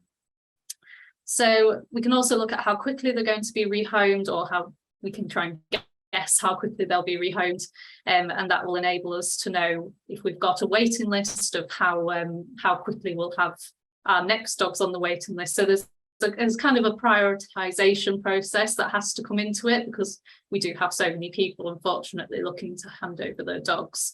So this handover form is really crucial for that, and making sure that, for example, if an owner has passed away and a dog is alone in a house, that those dogs obviously get that first priority and classed as kind of an emergency to come in, and that we've got space for them. And yeah, we just generally assess that suitability and whereabouts as well in the kennels that we've got available, and if we potentially need to, if it's not detrimental to welfare, if we maybe need to swap dogs around, if we've got a particularly nervous dog coming in. Also the handover form suggests that maybe a dog that is a little bit more confident and is ready to be rehomed can be moved to go on our rehoming corridors where the public can see them, and our more nervous new dog coming in can go somewhere nice and quiet at the back of the rehoming centre to start with. So there's a lot assessed from the handover form, but there are obviously some cons to it. So it is filled out by the owner, and it is filled out independently by the owner unless there's a reason that they can't, and then our contact centre staff will go through it with them over the phone. But generally the owner fills it out and sends it back to us. So there's quite a large potential of bias that might be conscious or unconscious. We know that, again, from research, that our dog owners aren't always the best at interpreting their own dog's body language. And I know even myself with my own dog, I get clouded. I think I know her better, but then someone else will interpret her body language differently. So we know that that bias, unconscious or conscious, so we do potentially get people who will put that the dog is good around maybe other dogs or good around new people because they're maybe worried that we aren't going to let them in to the kennels. So it could also be a conscious act that they're doing as well. There's quite a lot. We try and make it quite simple, or as simple as we can. So there's tick boxes generally that collects data from the historic and current health status, the reasons that they're looking to rehome their dog as well, and the dog's reactions to different stimuli. So as it lists there, lots of different things like how they react to visitors and children, being left alone, etc. And then also we get quite a lot of information from the likes and dislikes. We find that really useful to try and help them settle in.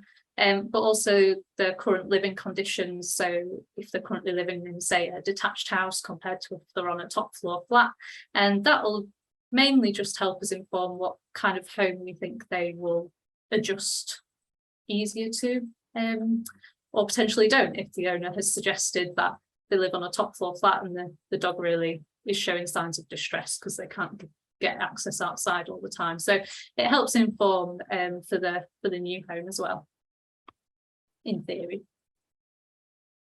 So this is just a process of our handover form to our pre-intake assessment. So our owners will call up and we'll have a conversation with them, and obviously it's quite a sensitive conversation that our contact centre staff are really good at dealing with, and our rehoming centre staff as well. They'll return the handover form, and then the rehoming centre staff who will be looking after that dog will arrange a pre-intake assessment where they'll come into the centre.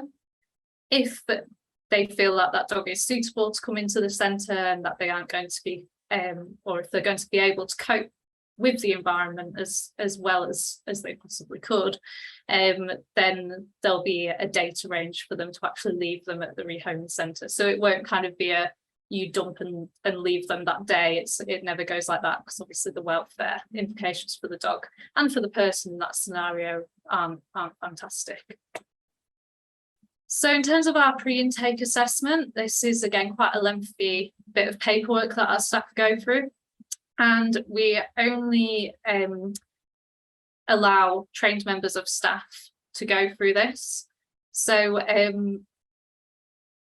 yeah, it's our professional development team again basically train up members of staff who will then be able to do pre-intake assessments, and it's not just a tick box exercise. They have to do a project, and they do get kind of measured on their learning to ensure that they are capable of carrying that out.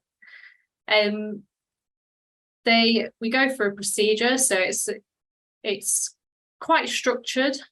Various staff will differ it slightly just based on how they feel comfortable, and the particular situation of the dog and the owner coming in. It might need to be adapted slightly, but there is generally a procedure, so it happens straight from the member of staff seeing the dog in reception and the dog and the owner waiting in reception, and the trained member of staff will observe them from a distance just for a couple of seconds before approaching, and they might even look at having other dogs in reception just at a distance, or other people mulling about reception calmly, just so that that member of staff doing the pre-intake assessment can actually observe that all in one go, and it not kind of be massively obvious to the owner that's giving up the dog that those things are being assessed, because it's quite a traumatic experience for most dog owners anyway, having to give up their dog. So going through a real kind of, right, and now we're going to assess your dog in this, and now we're going to assess your dog in this, is likely just to put them on edge, and that might change the dog's reaction to people and other dogs and other stimuli. So it's kind of quite subtle at first with how we go about it. But then they will go into what we call like our training barn, so our kind of specialist, nice quiet space for the dog and the owner and the member of staff at Dogs Trust. And they will look at things like how they cope with being handled by their owner. Obviously, in that situation, taking into consideration the dog might be under quite a bit of stress in a new environment. And if appropriate, how the dog is handled by the assessor. Obviously, they won't do anything if they feel like the dog's uncomfortable, and these members of staff are trained to recognise real subtle dog body language cues, and they won't put themselves or the dog or the owner in any sort of danger. So it's only if appropriate in how they're handled by the assessor. They will look at kind of attachment to owner. Again, this isn't necessarily done on like obvious, if that makes sense, to the dog owner. They will just essentially record dog's behaviours if the owner just walks up and down the room, and they will do it again quite subtly, and they don't ask the owner to leave or anything like that, because that would be quite stressful for the dog. And then they will just ask things like known behaviours of the dog. So can they do a sit? And they'll see how those interactions kind of play out, because that might give them a bit of an indication how the dog's been previously trained. Have they been using positive reinforcement methods, or have they perhaps been using other methods? And although it might be an assumption, it can still be quite informative to have a bit of an assumption in that area. And then anything else that the owner wants to provide, obviously, as well. They often do like to tell us about what the dog's likes and dislikes, which we always want to know. So that's kind of our pre-intake assessment. So already we've hopefully got quite a lot of information, albeit it might be quite biased, and it's still very subjective with the person who's observing. We do sometimes, if staffing allows, and that's one of the issues that I'll talk about later, but we do, where we can, have a couple of pre-intake assessors there, so to try and reduce subjectivity a little bit more, but even then it can be quite difficult. So our initial 7-day assessment, so this is where we'll look through paperwork, and it asks staff to categorise and label behaviours, seen both inside and outside of the kennel. We don't generally like labelling behaviours, but it's one of the ways that often this might be carried out, like I say, a little bit more informally by staff who are working with the dog every day. So they are given training on the paperwork, but to try and ask them to fully describe every single behaviour that they see and not label it can be quite challenging. So from an ease point of view, we ask them to label it, but then hopefully then we provide like a box for them to describe it as much as possible. So if they've labelled it, I don't know, something like frustrated barking, and then they've described it as a real low growly bark, we might say, oh, can we have another look at that? Was that perhaps frustration, or was it perhaps something else? So we do try and encourage that as much as possible. But this is an area where we're trying to look to improve our assessments, because it is very subjective, and we haven't currently got a specific piece of data that shows us how inter and intra user reliable it is, and that's something that we're looking to work towards.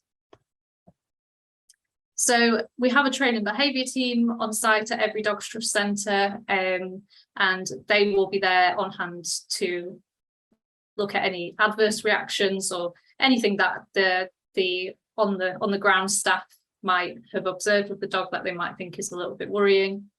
It will just be day-to-day scenarios, like the dog doesn't get put in any kind of uncomfortable situation on purpose. So it's just things like when the lead's being clipped on, when you're entering and leaving the kennels, the behaviour around food and toys.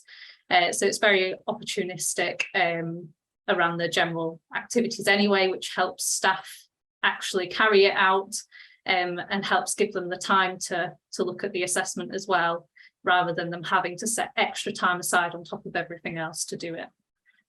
The scenarios are scored by emotional state, and they're monitored over the 7 days. So again, this isn't ideal, another area that we want to improve. So it does rely on the subjective interpretation of emotional state, which we know will massively vary between each observer and the skill levels.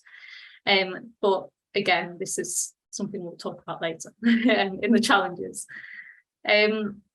So our staff, like I say, aren't kind of expected to carry out any specific tasks with the dog. They're suggested to carry out specific daily routine and husbandry activities, and they're obviously compulsory ones that they have to do, and they record the data on that, rather than putting our dogs in a situation that they might be uncomfortable with. Like if, for example, we see a dog is incredibly worried by other dogs, on the first couple of days they come in, they've been reacting at a really, really big distance, we will ask staff to repeat that again and again, just to ensure. Towards the end of the 7-day assessment, we might look at it with the training and behaviour team and see if it was perhaps just a response to the stresses of a new environment, etc. But it's not something we'll just ask them to continuously monitor every single day for the 7 days, if that makes sense. So I've mentioned that we ask them to try and elaborate as much as possible, which will vary massively between staff. Some of them will want to find the time to do that, some of them might not have the time to do that, or some of them might be quite new to the job, and even though they have had training on it, they might just not be well practiced at elaborating. So that does vary quite a lot. And anything that is a cause of concern may result in an additional welfare assessment taking place, which I'll go into a little bit later. So then at the end of the 7 days, we've got a formal character assessment, we call it. So again, it's done by a trained member of staff, like our pre-intake assessment, whereas our 7-day assessment, even though they will have had some training within their induction, that is generally not done by a kind of more specialised trained member of staff. So again, this doesn't have to be carried out all at once if the dog is showing signs of distress and discomfort. Generally, the centres will try and block out some time for this though, and kind of go, right, we need to get the character assessment done today, because this character assessment will be the thing that's stopping them going up for rehoming. So a lot of the rehoming centres will be quite focused on getting this done as soon as possible, so that the dog can get up on the website with a suitable profile for them, and hopefully then they can get the dog out of kennels and into a nice loving home. So they do often try and set aside time for this where they can, and make it a little bit more formal. So again, with them being trained members of staff, they are well skilled in observing behaviours, so facial expressions, body language, and any other behaviours that might help us determine an emotional state of the dog and their response to given stimuli. So things like people, dogs, food, everything that we kind of need really to be able to make that rehoming profile for them. So before they carry out this assessment, they're also trained to read all the available information, so they are building up a bigger picture rather than just the dog on that given day, because obviously that is another downside of doing a formal assessment at the end of the 7 days, is that you are just getting that dog on that particular day, and we know that just like us, we might feel a little bit differently that day. We might be a bit hot, or it might be a bit cold. There's lots of different factors that could influence how we behave, so we get them to take everything into consideration, including their health information as well. And we do get them to set up the environment. So in this scenario, we're setting up the dog to succeed, not to fail. It's to ensure that if we know, or we've observed over the 7 days, that the dog maybe has got mild resource guarding behaviours that have been shown, for example, we aren't going to litter the training barn with food and toys just to test that one last time. We can record the information that we've already seen, and we might get another member of staff to potentially come in and play with the dog and do normal things with the dog, and they should be able to see from subtle behaviours that, oh yes, he just turned his head away then when I went to go and get the toy. They're never going to push them though to definitely see if they'll get a reaction out of them. They'll put things in there that will help, or that will kind of, I don't know how to word it, I think help inform or help the dog show how they would cope, I guess, more in a home environment. So things like beds and water bowls, everything that you would generally usually try and have in a home environment. They'll even put like a sofa, or not sofa, but some chairs out and things, so that they can try and act quite natural. So that if, for example, they go to leave the room, as we say there, so we assess attachment, so they'll literally leave the room for like 30 seconds to a minute. And if the dog just wanders over to one of the beds that's been popped down, then we might say, oh, well, they do look generally quite relaxed, and we might set cameras up, or we might peep through a window. Whilst if they potentially go pacing around the room and they're going around every single water bowl and having a quick drink, then we might think, oh, they're showing some displacement behaviours here because they're a little bit uncomfortable. So there's things about the room that will help the dog show those behaviours that they might be feeling, rather than just a real empty room where they might think it's a bit alien and they don't know what to do with it anyway. But at this point, they should be quite familiar with the room from the 7 days being there, which helps them as well, or helps us get a little bit of a truer reflection. And they'll also do things like set up like vans or cars. Generally, we try and steal someone's car to do it rather than a van, because there's not many dog owners that will rock up in a massive van like that, and the dog will just happily jump in. So we generally try to have a staff member's car to see how they react. And again, it'll just be a case of wandering up to the car, quite casually opening the door, and just observing the subtle behaviours from there. There's no kind of pressure that the dog has to get in or anything. You can generally see quite quickly if the dog is or isn't comfortable with going in the car from that. And also throughout their initial 7 days, they might have had this done anyway if we've looked to maybe take them off site, or Generally, again, we don't just leave all of this to the last day. We like to try and paint a little bit of a picture if the dog is in a good enough welfare state to do so, rather than just leaving it to this point. So staff will try and arrange and set this up in advance so that it isn't just all kind of a last minute kind of stress when they are trying to get that dog rehomed. So like I say, that was the assessment that will then kind of help inform the dog's profile, but it will also take into consideration all the other assessments that they've had up to that point as well, so their pre-intake and the 7-day one. And then moving on then to welfare assessments. So these are generally done if there's more of a cause for concern.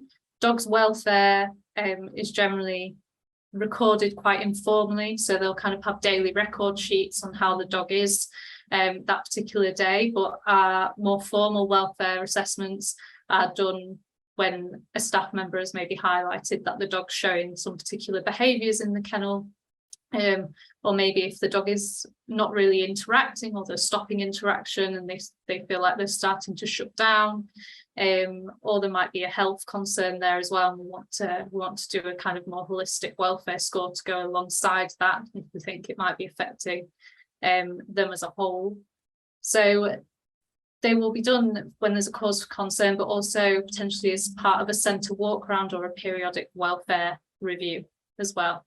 So it may be for new dogs who might have welfare issues coming in, or it might be for longer term dogs on a more regular basis. So at Dogs Trust, with us having a non-destruction policy, we can have dogs with us for months and years, and these dogs will generally have welfare assessments done a lot more regularly than a dog who maybe comes in for 7 days, is generally copes with it quite well and then is out to their new home.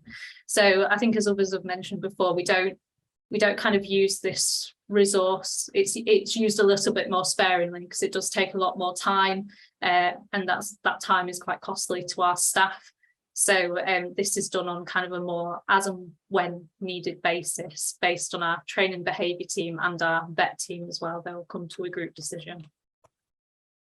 So again, it's only for trained members of staff, so they will have had their extra CPD, and obviously it might be based on their job roles and previous experiences as well. But it will score the dog on how they routinely respond to given descriptions of different scenarios. So things like their ability to settle, that might be in a known environment and might be in an unknown environment as well.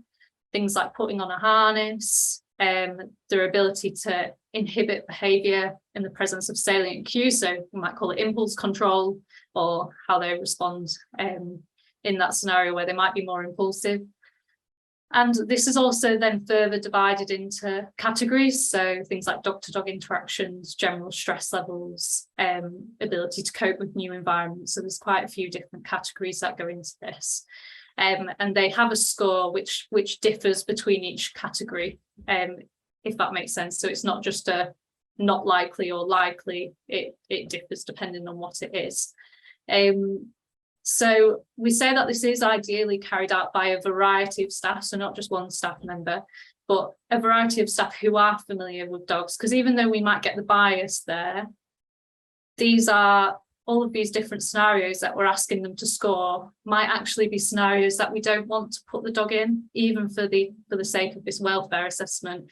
If we know the dog is really worried in close proximity to other dogs, and it's a dog that's been with us for a while and they've been showing this behaviour for a while, we aren't going to just put them in that scenario and stress them out, even because they're already stressed because we're doing a welfare assessment. So we aren't going to unnecessarily do that when we know that they would probably score a 4 on that scale. So that's why we ask it to be staff who are familiar with dogs, but that variety can hopefully help it feel a little bit more reliable, and we can obviously compare those scores. So that subjectivity has been a little bit reduced, but obviously still not ideal. But from our kind of point of view, we're still trying to avoid undue stress. So it's getting that balance right. So those welfare assessments, they will obviously be there if there's a cause for concern of the dog, and And then this might get further discussed in periodic welfare reviews that will happen, whether there's cause for concerns or whether it's just routine anyway. So as I've mentioned before, it's always, well, welfare is always discussed on an informal basis between the vet teams, the general canine carers that we have, and also the training and behaviour teams in each centre. So we're quite lucky that we have got good teams on site all the time to be able to have those discussions back and forth. But then we have our more formal rehome centres. So reviews. So we call them like a centre walk round, which happens at least once a month. It might happen more. And periodic welfare reviews, which as a bare minimum will happen once every couple of months. But again, if there's cause for concern in the rehome centre for particular dogs, then it will happen as much as it needs to happen. So with these periodic welfare reviews and the centre walk rounds, they're structured quite similarly in that there'll be our more senior members of staff, so from the behaviour teams, which might include some of us from the internal behaviour teams, as well as a kind of outside perspective coming in, and the same with our central veterinary team as well. So it might include the in-house veterinary team, but also what we call like our central London veterinary team, who again can provide an outside perspective to the dogs of concern. But also our management teams as well, who can help with kind of the management generally of the rehoming centre side of things, and things like staff routines and how that's structured. But the staff will be asked to gather as much evidence as possible. So it could be all of the behaviour and welfare assessments for the dogs, which we do all now log electronically, as well as we are still quite old fashioned, which again, we're looking to improve, that it is all on paper and then gets put on electronically. But we're looking to hopefully improve that in the near future. But also behaviour modification plans that we might have and the trackers that will come alongside that. Behaviour medication trackers, we know behaviour medication is being used more and more in rehoming centres as we learn more about it. And the trackers that rehoming centres might have for those as well, we'll take those into consideration. And obviously any health records that come with the dog too from the veterinary perspective. And we'll also include the dog's regular handling team, because we think it's important to be able to hear the views of those staff members. They'll be very emotionally involved with the dog, especially if it's coming to this stage where it's at a periodic welfare review, because it's likely the dog is really struggling and they will have had a lot to do with that particular dog. So it's important that they're involved as well and they're being listened to. And then from assessing all of that evidence from the central teams, the in-house teams, there'll be action points that are recommended, but then also followed up as well. So it's not just kind of recommended and dumped, it's then followed up with more welfare assessments and obviously behaviour assessments to ensure that we are seeing an improvement across time, which we'd be hopeful to see. And it's not always just kind of just about dogs of concern. It might be if dogs have been returned to kennels, how could we prevent that? So we might look at kind of screening questions that have been asked from owners when they've taken a dog, and then if they've handed the dog back in, we can assess that data in periodic welfare reviews and try and assess why the dog might have come back to us and how we can learn from that. General action points as well to help improve welfare within the centre. So things like where can we maybe put visual barriers for reactive dogs? Can we have new sensory gardens if we've got funding, and how can we maybe change daily routines gradually to try and improve the welfare of the dogs in the kennels? So it's not just about the dogs of concern. And then also as well, where particular dogs, maybe even if they're not struggling in kennels, maybe even if they're actually got quite good welfare in kennels, but they're struggling to be rehomed for whatever reason, whether it's severe separation anxiety or resource guarding, something that necessarily doesn't, something like resource guarding, for example, might not stress them out on a daily basis in a kennel environment, but it is something that's a barrier to rehoming. So where we can potentially put more incentives in for rehoming, or maybe even where a transfer to a different centre or our specialist rehabilitation unit at various centres might be useful, or again foster, so our home from home scheme. because at the end of the day, we don't want dogs sitting in kennels, bless them, for months and months on end. So what we can do there as well.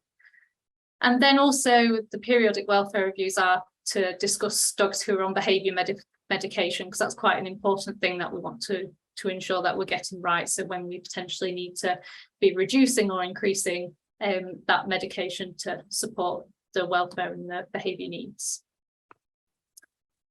So moving on then to the challenges, which I think just kind of echoes a lot of the ones that have been brought up already, even though this is from a rescue kind of point of view. But just generally, we know that there's so much subjectivity of welfare and behaviour assessments.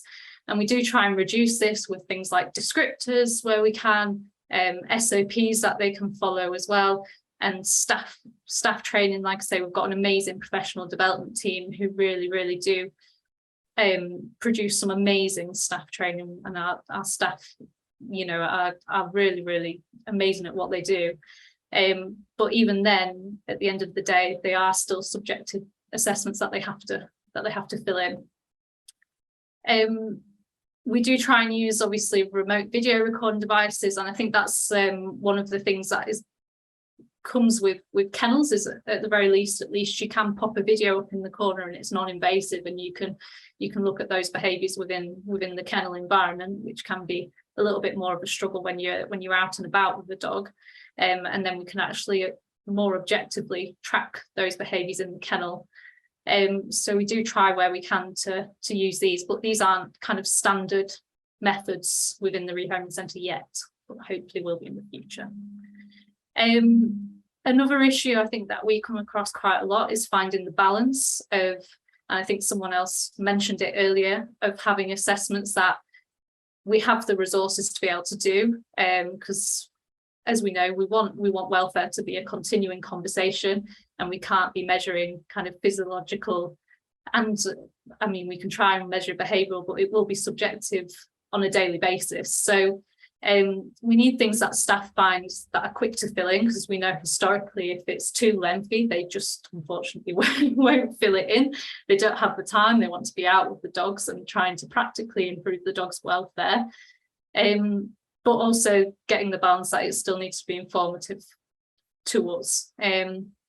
And also just trying to train them on how detailed we really do want to see that. And for us as well, that might vary quite massively between our rehoming centres on what our training and behaviour and our veterinary teams really want to see from these assessments.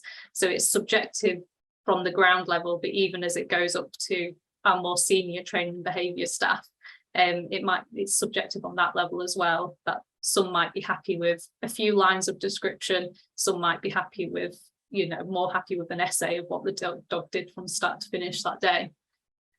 And then also as well, the behaviours that we see in kennels might not be shown in the home or vice versa. So we do try and have our post-adoption support team are growing massively, and they are there to help owners with problematic behaviours. And we also do have a clinical animal behaviour team as well, who then will go out to homes and support owners. So there is that monitoring of the dog's behaviour after rehoming, but it's only if the owner wants it.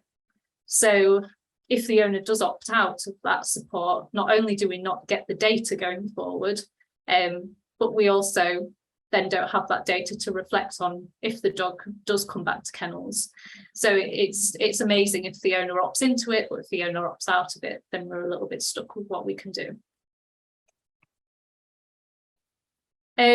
So I think I've already mentioned that, but also as well, we don't really have a physiological measure for emotional state as of yet. We've generally just got arousal to go off. So we know cortisol isn't always, we can't just assume that it's a negative state. It's not just an indicator of negative state. So we kind of only have that to go off generally in the industry at the moment. But also as well within dog stress, I think I've mentioned it probably too many times, we don't want to subject our dogs to undue stress for the sake of an assessment. We want to try and keep them as happy and comfortable as possible. We would need to be doing regular tests to look at intra and inter observer reliability for each assessment, which takes a lot of time and resources to do. I think others have mentioned. But on the positive, we are doing ongoing work to try and improve all of this. So like I say, hopefully in the future, if we do something like this again, I'll probably have all new protocols to go through, which will hopefully be a lot better or a lot more effective. But even then, we won't know until we've had a period of time measuring it. So yeah, just to conclude, I think similar to a lot of rescue centres really, we do have our protocols that we've got in place, and I think at least this does ensure that there is a standardisation across the charity, which helps us. We obviously do try and keep up-to-date measures of how effective they are, but naturally with the resources that we've got, this does lapse. But we are focusing on doing this to try and optimise welfare within our rehome centres.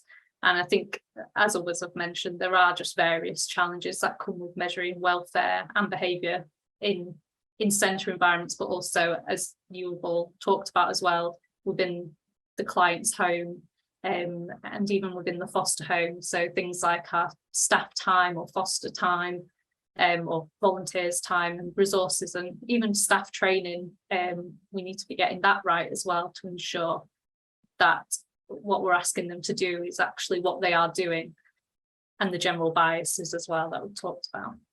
So that is me done really. I did have a little feedback thing. We're always real keen on getting some feedback, but it's totally up to you if you want to send it out afterwards, or if people want to do it now. I know you're on a strict schedule.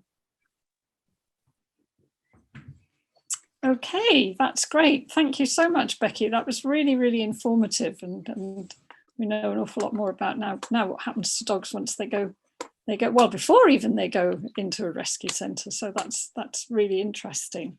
Thank you. We've got 3/4 of an hour now for Q&A discussion. If anybody's got a question, please raise your hand, or a comment, or you want to make a contribution, that would be great. Or otherwise, please put your question in the chat. But it's actually easier for purposes of discussion if you ask questions yourself, so I would encourage you to do that. There is actually a question in the chat, which asks, is there a current shortage of assistance dogs across the services and an overwhelming amount of homeless dogs? Do you have a link with AD organisations that dogs within the centre that show potential can be flagged up as a prospect? That sounds to me as if it's a question for Beckie.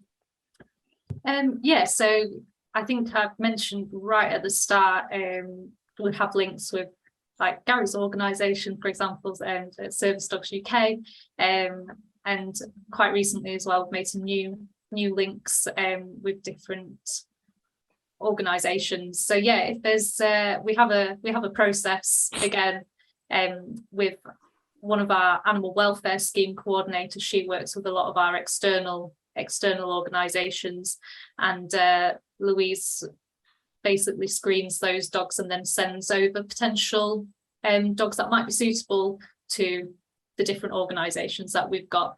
So again, we'll generally have the needs of that organisation to hand as well, so we aren't unnecessarily sending over dogs that might not be suitable. But by the same, our training and behaviour staff as well are upskilled in that department of what the different organisations might be looking for, so they can assess the dogs and go, okay, like for example, earlier, if they've got severe separation anxiety, but in all other aspects they might make an amazing assistance dog, we can flag that, and then we can reach out to our partner organisations and go, okay, we've got this dog who's going to be struggling to be rehomed because they can't be left really at all, but we think they would be excellent for this. So yes, we do where we can, but also by the same, we have to weigh up as well, if they have got massively rehomable qualities when we're considering that dog's potential welfare. And I think it's interesting, all the things that has been brought up today about kind of emotional contagion and things. From our point of view, where do we draw the line of, should they just go to a pet home because they're massively rehomable, or should we contact organisations to see if they would like to take them on. So there's those conversations that have to get asked back and forwards, and it's all just surrounded by that particular dog's welfare. What do we think they would benefit from? Do we think they need a job? And do you think they'd be happier with that more kind of working dog lifestyle, or do we think they would just rather be a couch potato and just chill out in a pet home? But yes, yeah, we do that. Okay, thank you, Beckie. There's a question from Jennifer Dowler. Hello, how are you? My name is Jennifer Dowler, so I'm with Dogs for Disabled in Ireland, and I just really wanted to come on and say well done really to everyone that organised this event. It's been just phenomenal, and there's so many great topics, and it's amazing to see so many different aspects of canine welfare being addressed today, because this is the topic that we're in discussion with here in Ireland. So I just wanted to say thank you for putting this all together, and I think a lot of the presenters have opened a lot of food for thought and further discussion. So really just to say thank you and well done to everybody that spoke today. I appreciate an organisation appreciates your brilliance. Thank you. Thank you for that feedback, Jennifer. That's really good to hear. There's a question I'd like to ask of everybody, really. I was doing some research a few years ago on PAT dogs, pets as therapy dogs, who were brought into universities to, as I mentioned earlier, to supposedly de-stress students prior to exams, and actually their visits are more regular than just simply being to do with exams. But what happened in the particular university where we were doing the research was that the dogs were brought into, there were maybe 5 dogs at a time with their owners, and they're all pet dogs, of course, and they were brought in, and students had about 10 minutes, and they were brought, the dogs were sitting at a kind of station. They weren't sitting with their owner, spread out around the room. It was a large room, and the students came in batches of 20 or 30 or so, and they were huddled around the dogs, and with hands were all over the dogs, and some of the dogs were fine with it, particularly dogs who had been trained as assistance dogs. There were a couple of ex-guide dogs there who were fine and were interacting with the students and were quite active. But other dogs were just lying there with all these hands all over them. And I was worried. I mean, the owners often say, oh, they enjoy coming here. But some of them were saying, well, they enjoy going to nursing homes or residential homes much more because they can build up an individual relationship with people there. And what concerned me was just that the dogs didn't seem to have any way of getting away from the students' hands. And the students didn't seem to understand that actually a dog might like to be asked first before you touch it. And I just wondered if any of you had any thoughts on those kinds of events, which I think are increasing in number, and how the dog's welfare can be protected in those situations.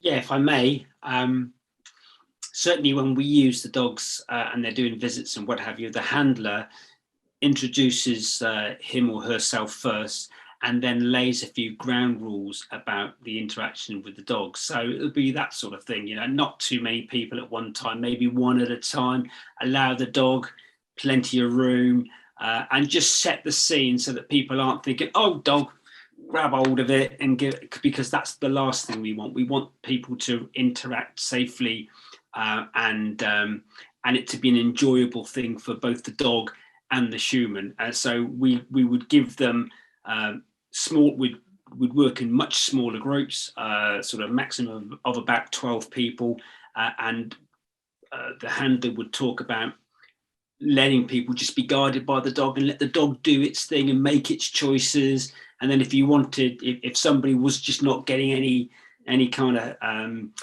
interaction with the dog, then potentially they could go for a walk with the dog afterwards. So that we don't have a situation where a dog feels in any way sort of overwhelmed. That's the last thing we want.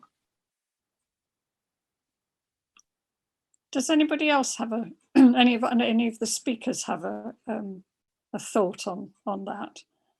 I was just going to mention that in our organisation we also do animal assisted therapy with our community dog work, and we work very carefully to make sure that dogs aren't put in the situation you've described, and through very similar things to what we do with assistance dog in terms of skilled handlers. We work to standards set by international organisations, AAI, and we set our own standards about how long a dog can work and how many people they can see and things. But the work of animal assisted intervention is hugely unregulated, more so than assistance dogs, and there's dogs everywhere, in schools, in places, and not necessarily regulated, which is fine if the welfare of everyone isn't compromised. And I think that's the problem, is there's a lot of situations that are quite potentially risky for the people as well as the dogs, and dogs are putting into situations they're not comfortable for or prepared for, like we said earlier. So it's the kind of thing, just because you want to help someone doesn't mean your dog wants to help them as well. But a lot of therapy dog handlers, you know, may think that their dog wants to be a part of that. So I think I think that particular situation you described, Nickie, is what worries us. We've been asked to do work with universities and bring our dogs, and we've held back because we couldn't supply the amount of dogs to give individual support to the people in the same way that Gary's organisation would do for the police. We, you know, that isn't possible for us. So unless we're going to do it well, we're not going to do it. And I am aware there's some programs in universities that are run very well, but I think it's a whole nother conversation about a whole nother area of the industry that needs a lot of attention and needs a lot of thought from the perspective of the dog in those situations, really. Yeah. There was a question earlier on in the chat from Fiona about can a child do more with the dogs than the adults, and what's the age limit to young people starting to work with their dogs and young handlers and things. I can speak on behalf of our organisation, and just thinking about the law really, and you know, the law at the moment is that somebody under the age of 16 can't be legally responsible for a dog, and that was last time I checked. And so with that in mind, we have to, you know, make sure that we wouldn't be saying that somebody under the age of 16 should be handling a dog and looking after its welfare needs independently, without any kind of adult supervision. However, what we, in sort of speaking to insurers around this subject, because obviously you can have some sort of 14, 15-year-old young people who are very mature and handle their dogs very well. From an insurance point of view, we have an agreement, particularly that if we undertake a young handler's assessment, then we decide that young handler is capable of looking after their dog independently, then the insurer would insure that. But from our point of view, I think, you know, we just have to bear in mind that it's not always the behaviour of the young person and the dog, or what the dog might do, that could present an issue. And asking our young handlers to be independently handling an assistance dog in the public domain, they also then have to handle anything that's coming at them from the public. So we have to be very, very aware of that. So yes, yeah, you know, we take it on a case-by-case basis, but legally, we try to follow the law, really. Thank you very much, Hilary. Mara, I think your hand's been up a while. I just wanted to, well, first of all, I was just delighted by all the presentation and all the contribution by the speakers today. It's been an incredibly enriching, inspiring day. I just want to say thank you to everybody. But I have a question, and this is actually for Hilary, but as well as Tim and Selina, and, you know, the other speakers who are with us online. But I start with Hilary because you said, you're a young organization and you look at Dogs for Good and also, guide dogs. That they have this huge number of dogs working, helping people. And I've been, in our project, we just look at the tip of the iceberg, but the number of organizations and charities that are working in assistance dog, creating opportunities for new forms of assistance dog, and more broadly for therapy dogs, all sorts of things, is just exploding. As I said, and this is also in conjunction with an explosion of families that are adopting dogs. During the COVID period, there has been this incredible growth, and only in the UK, only more than 3 million families have adopted dogs. So the dogs population in the UK is over 12 million at the moment. And the demand seems to suggest that there is an endless growth for this demand. And I just really want to have some reflection from you. This is an incredibly unregulated industry. And there are lots of great initiatives. And what you told us today is actually showing that the welfare of the dogs you work with, it's at the heart of the industry. But as in any industry, there is scope for things going wrong, and if it's totally unregulated. So thinking about the future, do you see a kind of an endless growth? Do you think that dogs can be used in any situation for addressing any human problems because they have these incredible capacity and they offer these emotional support and these great qualities? I just want to have some thought from you about, what is the future of this? Ways of delivering care and thinking about care for humans with dogs. Thank you. I can start with that question, but I think there are people who can maybe carry it on. So as a young organization, I would imagine the majority of organizations begin because somebody wants to help people. And somebody wants to help people to have the same help and experience and transformation that perhaps they've had or someone that they know has had through the work of dogs. And perhaps like me, they happen to have a background that puts them in the ideal situation to start this work, possibly. So, we get going, we begin, we crack on, and then start to realize that perhaps it's not as straightforward as you might have thought at the beginning. Now, what we hope for, and I suppose it's our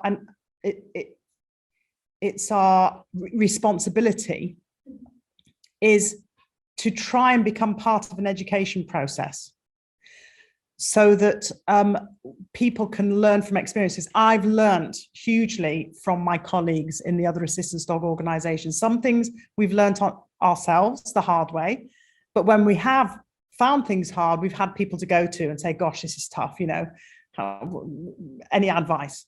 And sometimes we've had some superb advice that has moved us forward really quickly, particularly as well the welfare of our dogs too. So it's unregulated, yes. I think there is a real appetite to put standards in place that are applicable to everybody in the sector, not just the charities, not just the members of the larger global umbrella organizations, but everybody working with an assistance dog, so that we've all got the same set of standards to sort of hang our hat on. That's the first port of call, to be available to share our information like this, which is great, and to as far as possible, and also understanding the capacity that we all have, both personally and as an organization, sort of having a bit of an open door policy to being able to support other organizations who want to sort of get started. I think that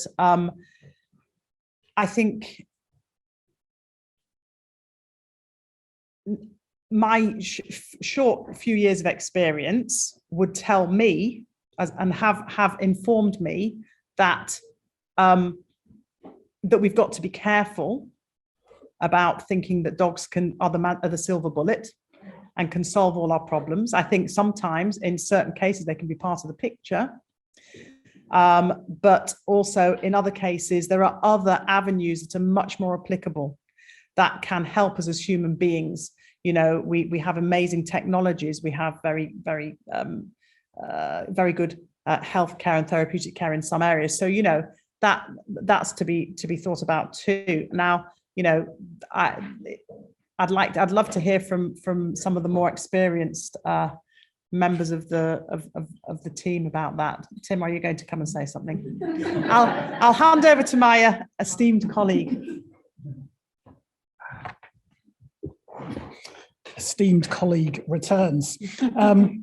So I think even in the room here in Cardiff, we've got a real mix of organisations.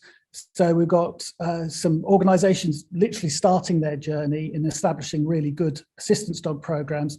And you've got my organisation who's been around for over 90 years in the UK. But I think when I look back over the archives of guide dogs in the UK and I hear some of the narratives and I look at some of the history, the same conversations were being had 90 years ago. Is it right to ask a dog to guide a blind person? Can they even guide a blind person safely?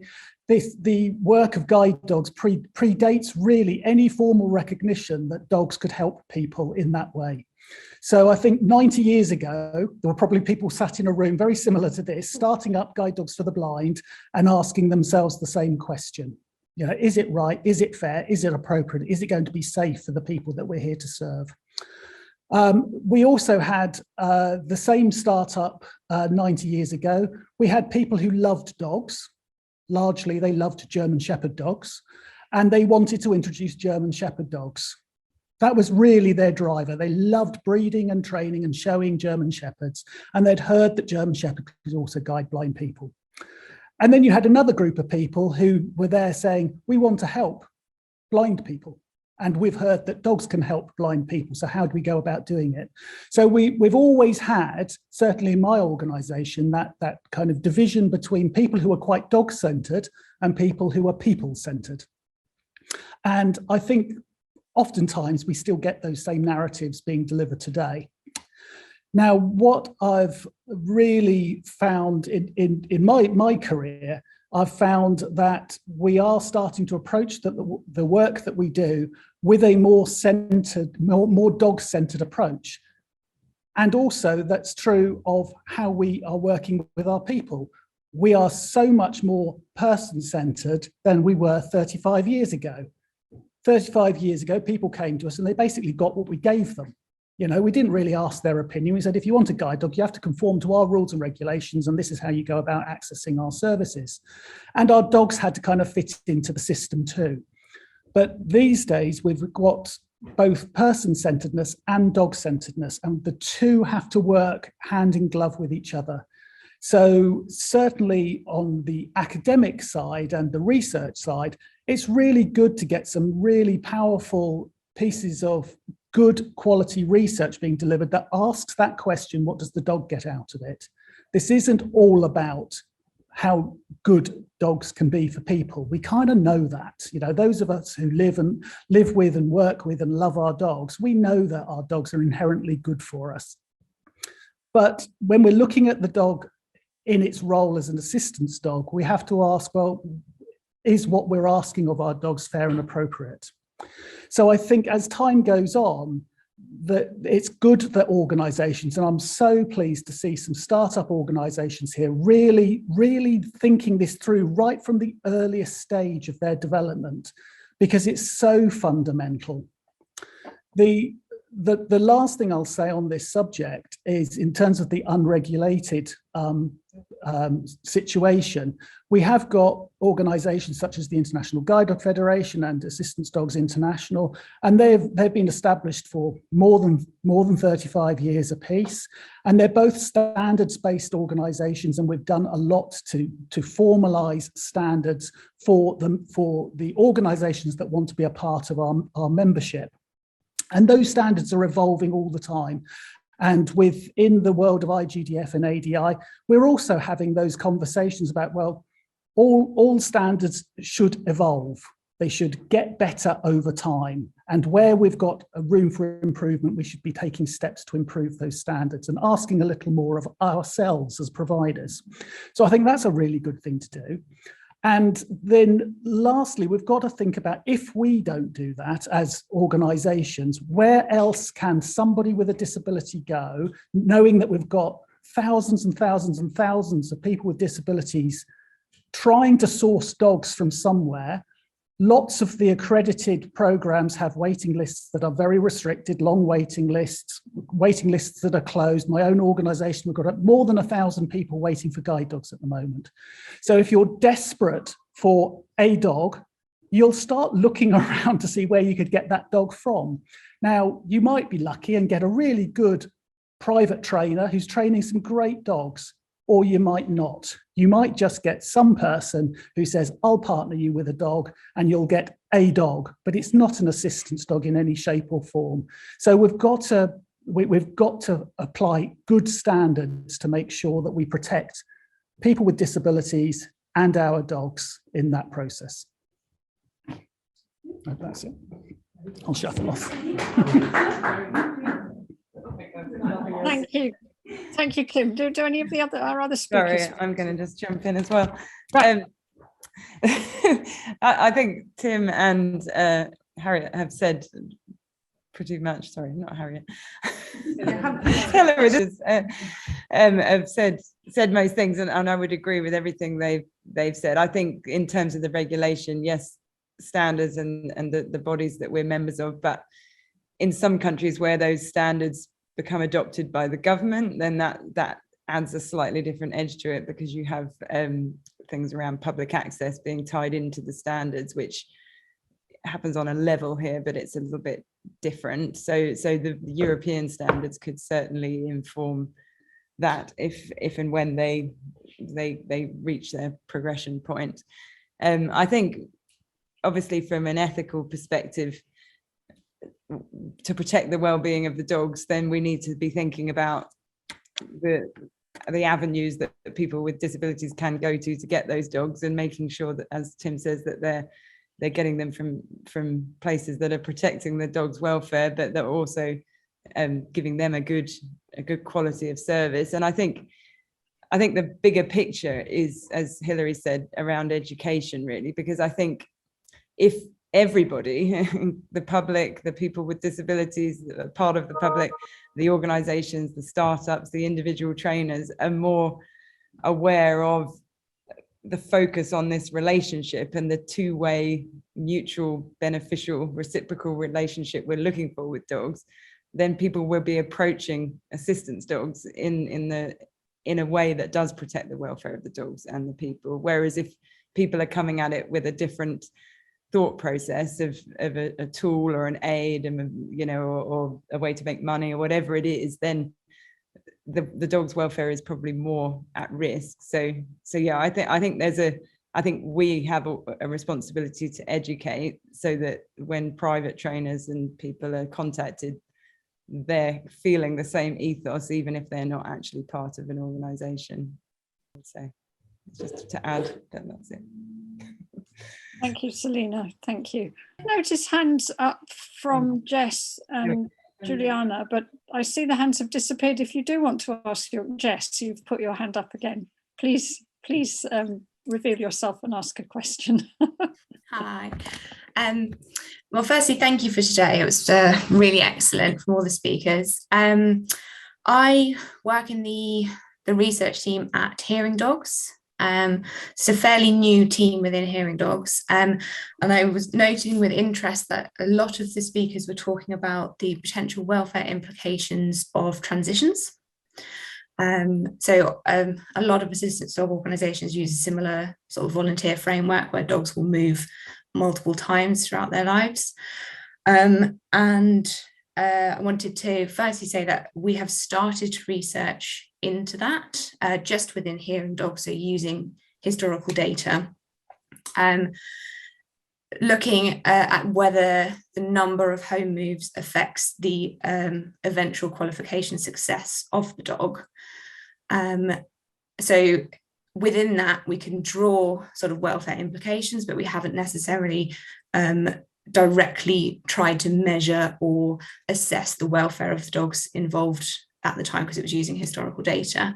The key takeaways currently, and it was with a smallish sample size of just under 500 dogs, was when the single variable is tested, so just the number of home moves against qualification success, then it does have a detrimental effect. And it also has a slightly detrimental effect on our internal scoring of adaptability for those dogs. And also it has detrimental effect on the time in training. So dogs that move homes, have more homes in training, do tend to take longer in training. But once other factors are considered into the model, the number of home moves is knocked out. So other factors then take over. But it was certainly an interesting project to undertake, and there will be sort of more information disseminated about it. But I was especially interested to hear about Selena's suggestion of comparing sort of assistance dogs that were raised and trained through charities to those that are raised and trained, owner trained, to see if that has a difference there. So yeah, really interesting things to think about. Thank you. Thank you, Jess. That's very, very interesting indeed. Juliana. Hi. So I'm in the guide dog industry. I would like to thank to all presenters because I really enjoyed the presentation, except I wasn't able to follow Dogs for Good presentation.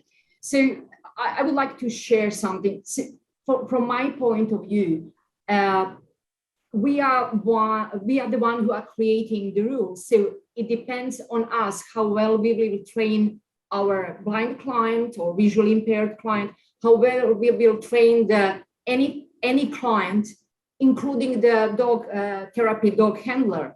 So what you mentioned, Nickie, it's not about dog or the handler, it's about the training which is received, because they should be trained to know how and in which circumstances dogs should be handled.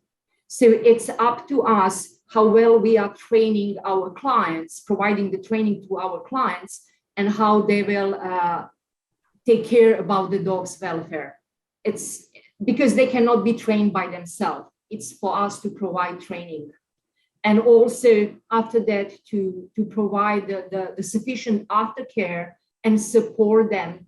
And if it's necessary, assess them again if they are really doing everything as they are trained to do. Yeah, this is mine. Thank you. Thank you. Thank you very much. Jennifer. Hello again. I'd like to ask a question of Jess, who just spoke, Jess Sweeney. She mentioned about doing a study of the 500, and I was wondering if you had an ideal number of home changes, if that came out in your data, or if it's too early, because we're only a small organization, but we would definitely find that the more changes, especially in the first 18 months of the dog's life, is not beneficial to the dog at all. That's our own experience, and I'm just interested to know if there's a number. That's helpful. Thank you.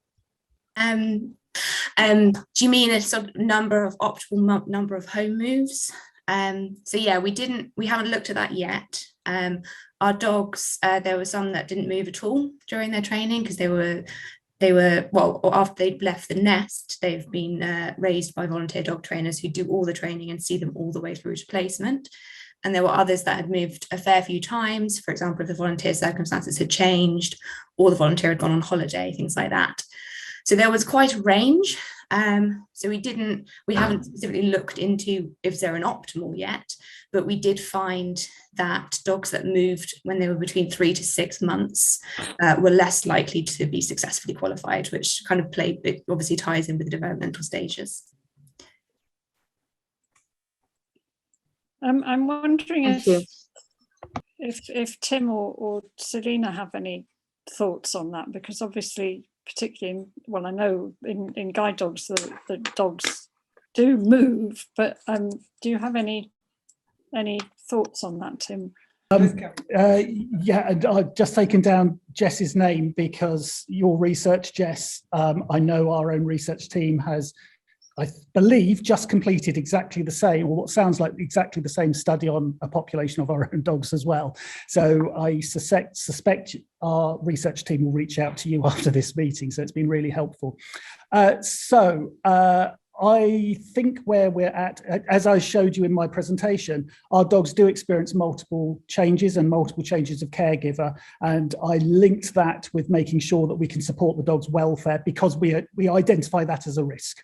You know, when the dogs are moving from home to home and person to person, there is clearly the potential for that dog to experience risks to its welfare, particularly around its ability to form close and lasting relationships with the people in its lives.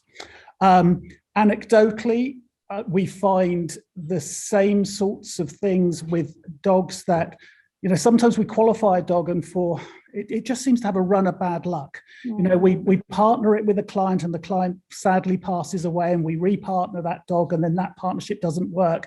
And we end up in this situation where we might get this rare dog that we think, oh gosh, is this right to actually repartner this dog, even though it's a competent guide dog? It might not be right for this dog. Maybe the dog's just done enough for us, and we have that kind of ethical dilemma as to this dog could go on and be repartnered and offer somebody else the opportunity of being a great guide dog, but the dog has experienced a lot in its life already, and we worry about the dog. So we have those kind of difficult conversations.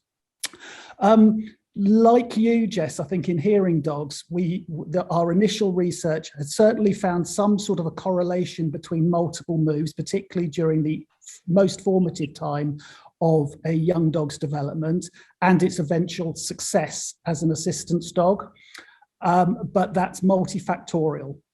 And very oftentimes, those dogs that experience those multiple changes do so because the dog is already presenting with some challenging behaviours which the puppy raiser perhaps is unable to deal with. So we move the puppy on to a caregiver that we believe can best support that puppy, but the puppy may never be an assistance dog anyway because it's of that temperamental profile. So that's the next stage for us to actually understand, you know, is this something that if we planned for better, could we eliminate some of those risks? And the old correlation and causation argument. So at the moment, we think there's a correlation there, but we don't fully understand causation yet. So it's a little early for us to say, and I'm hoping I'm not letting the cat out of the bag before my research team will tell me. They'll probably tell me off now, but I believe that's what they have found. All right. Thank you, Tim. That's really interesting. Just to add to that, Jess, that I had a chat with your manager the other week about this, about potentially collaborating to make a bigger pool of data, because obviously we're quite small, so it's quite hard for us to gain a lot of knowledge from the data we have. But the other thing is that a lot of the things we looked at previously around this success, and success as a qualified dog doesn't necessarily mean the same as good welfare. So I think that's another thing that we need to understand a bit more about, is what are the factors that you could put into criteria of good welfare. Yeah, definitely, because for example, qualification to success doesn't necessarily mean partnership success. Thank you. That's a really interesting discussion. We've got another hand from, I'm afraid your name isn't there, but you're called user on your, so I don't know what your name is, but you're very welcome to ask your question rather briefly, I'm afraid, because we're running out of time. Hi, yeah, my name's Els. It was about access refusals. As been mentioned several times, we all know how stressful it is if a handler is very stressed, and that relates to the dog, and any tension you have definitely goes to the end of the lead. For access refusals, and that seems to be something that is very prevalent right now, is a huge problem for most guide dog and assistance dog owners. I posted the question just to see how other organisations are handling it. because I would very much, although I do my little bit in campaigning and going into schools and talking to people, I have an owner trained assistance dog. This is my third one now. And we go in and do our little bit. And I've also been a volunteer for guide dogs for the last 10 years. I go out and do talks with guide dogs as well. I would love to be able to tell more people. And I would love if there was more awareness, but there's just not.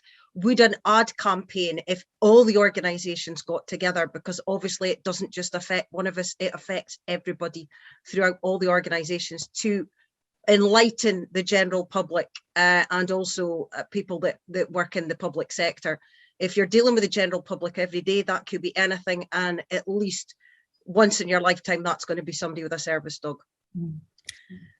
Hi, Els. That's a really great question, and it's something that we all experience. I think from our point of view as a working with people who have autism, I mean, that degree of anxiety about even the thought of being having that confrontation could even stop people leaving the house. Yeah. So just to let you know, first of all, what we're doing about that at the moment is we're creating, and it's actually underway at the moment, a page on our website which is specifically about this, with and our users will all have cards with QR codes that they can give to somebody who can access it. But of course, there's a document that is really, really good that you can send service providers. The Equalities and Human Rights Commission have a publication that's very current and really, really helpful in that place. As far as everyone getting together and doing an ad campaign, I mean, I know it's been done in other countries. I think the Dutch did a really good one, but it's a great idea. If you want to keep an eye out on the Dogs for Autism website, within the next few weeks there will be a page that's really, really kind of nice and user friendly, and so because if most of us live fairly routine lives, so we kind of tend to go to the same places a lot of the time, or if we know we're going somewhere new, you can actually maybe preempt that, call ahead and say, look, if you're not sure about this, go and have a look at that website, because we are coming, and actually I will be coming with my assistance dog. So that's maybe a helpful thing, and I'm going to hand over to Tim. I'm going to wear a different hat now. I'm not going to talk about guide dogs. I'm going to talk about the work of Assistance Dogs UK. So I serve on the board. If Claire's still here, then she might be able to chip in here as well. Claire Guest, that's it, that is. So Assistance Dogs UK, umbrella organisation for members from ADI and IGDF who are working as a charity in the UK. Main intention, charitable aims, is to raise awareness about assistance dogs and to improve the access that people with disabilities working with their assistance dogs can have. So big thing of AD UK, and we have agreed to produce some collateral, little videos, little animations that we'll be putting out in the public domain and putting as much media around as possible, because one of the barriers that we get and one of the challenges we get is that I think there was a question here about breed bias. Everybody thinks an assistance dog is a Labrador or a Golden Retriever, and it probably needs to be yellow as well. So AD UK is really well placed to say, assistance dogs come in all shapes and sizes, all breeds and types, all colours, and they are partnered with people with all sorts of different disabilities, some of which will be a hidden disability. So AD UK are doing it. They're going to produce these videos, and I think that will be really helpful for us all, certainly in the UK. And fantastic, thank you, Tim. That sounds a very, very important initiative. We've come to the end of the workshop, and I just want to thank all our speakers for really fascinating contributions and really, really informative. I for one have learnt a lot, and so I think it's been a very, very, very good day, and I hope that you've all enjoyed it and learnt from it as I have. I'm just going to hand over to Mara, who might want to say a few words to wrap up. Yeah. Thank you very much. Thank you, first of all, Nickie, for chairing the session. It's been a terrific day. Wonderful presentation, wonderful guest. I just want to say it's been, as I said, a great opportunity. I'm very grateful to the Leverhulme Trust who funded the original project, and the Economic and Social Research Council that funded this series of workshop. And we might work on organizing another event later in the year with involving more of the public, and with an exhibition of some of the materials that we collected in all our fieldwork. So hopefully this is not a goodbye, but it's just see you soon. Thank you very much.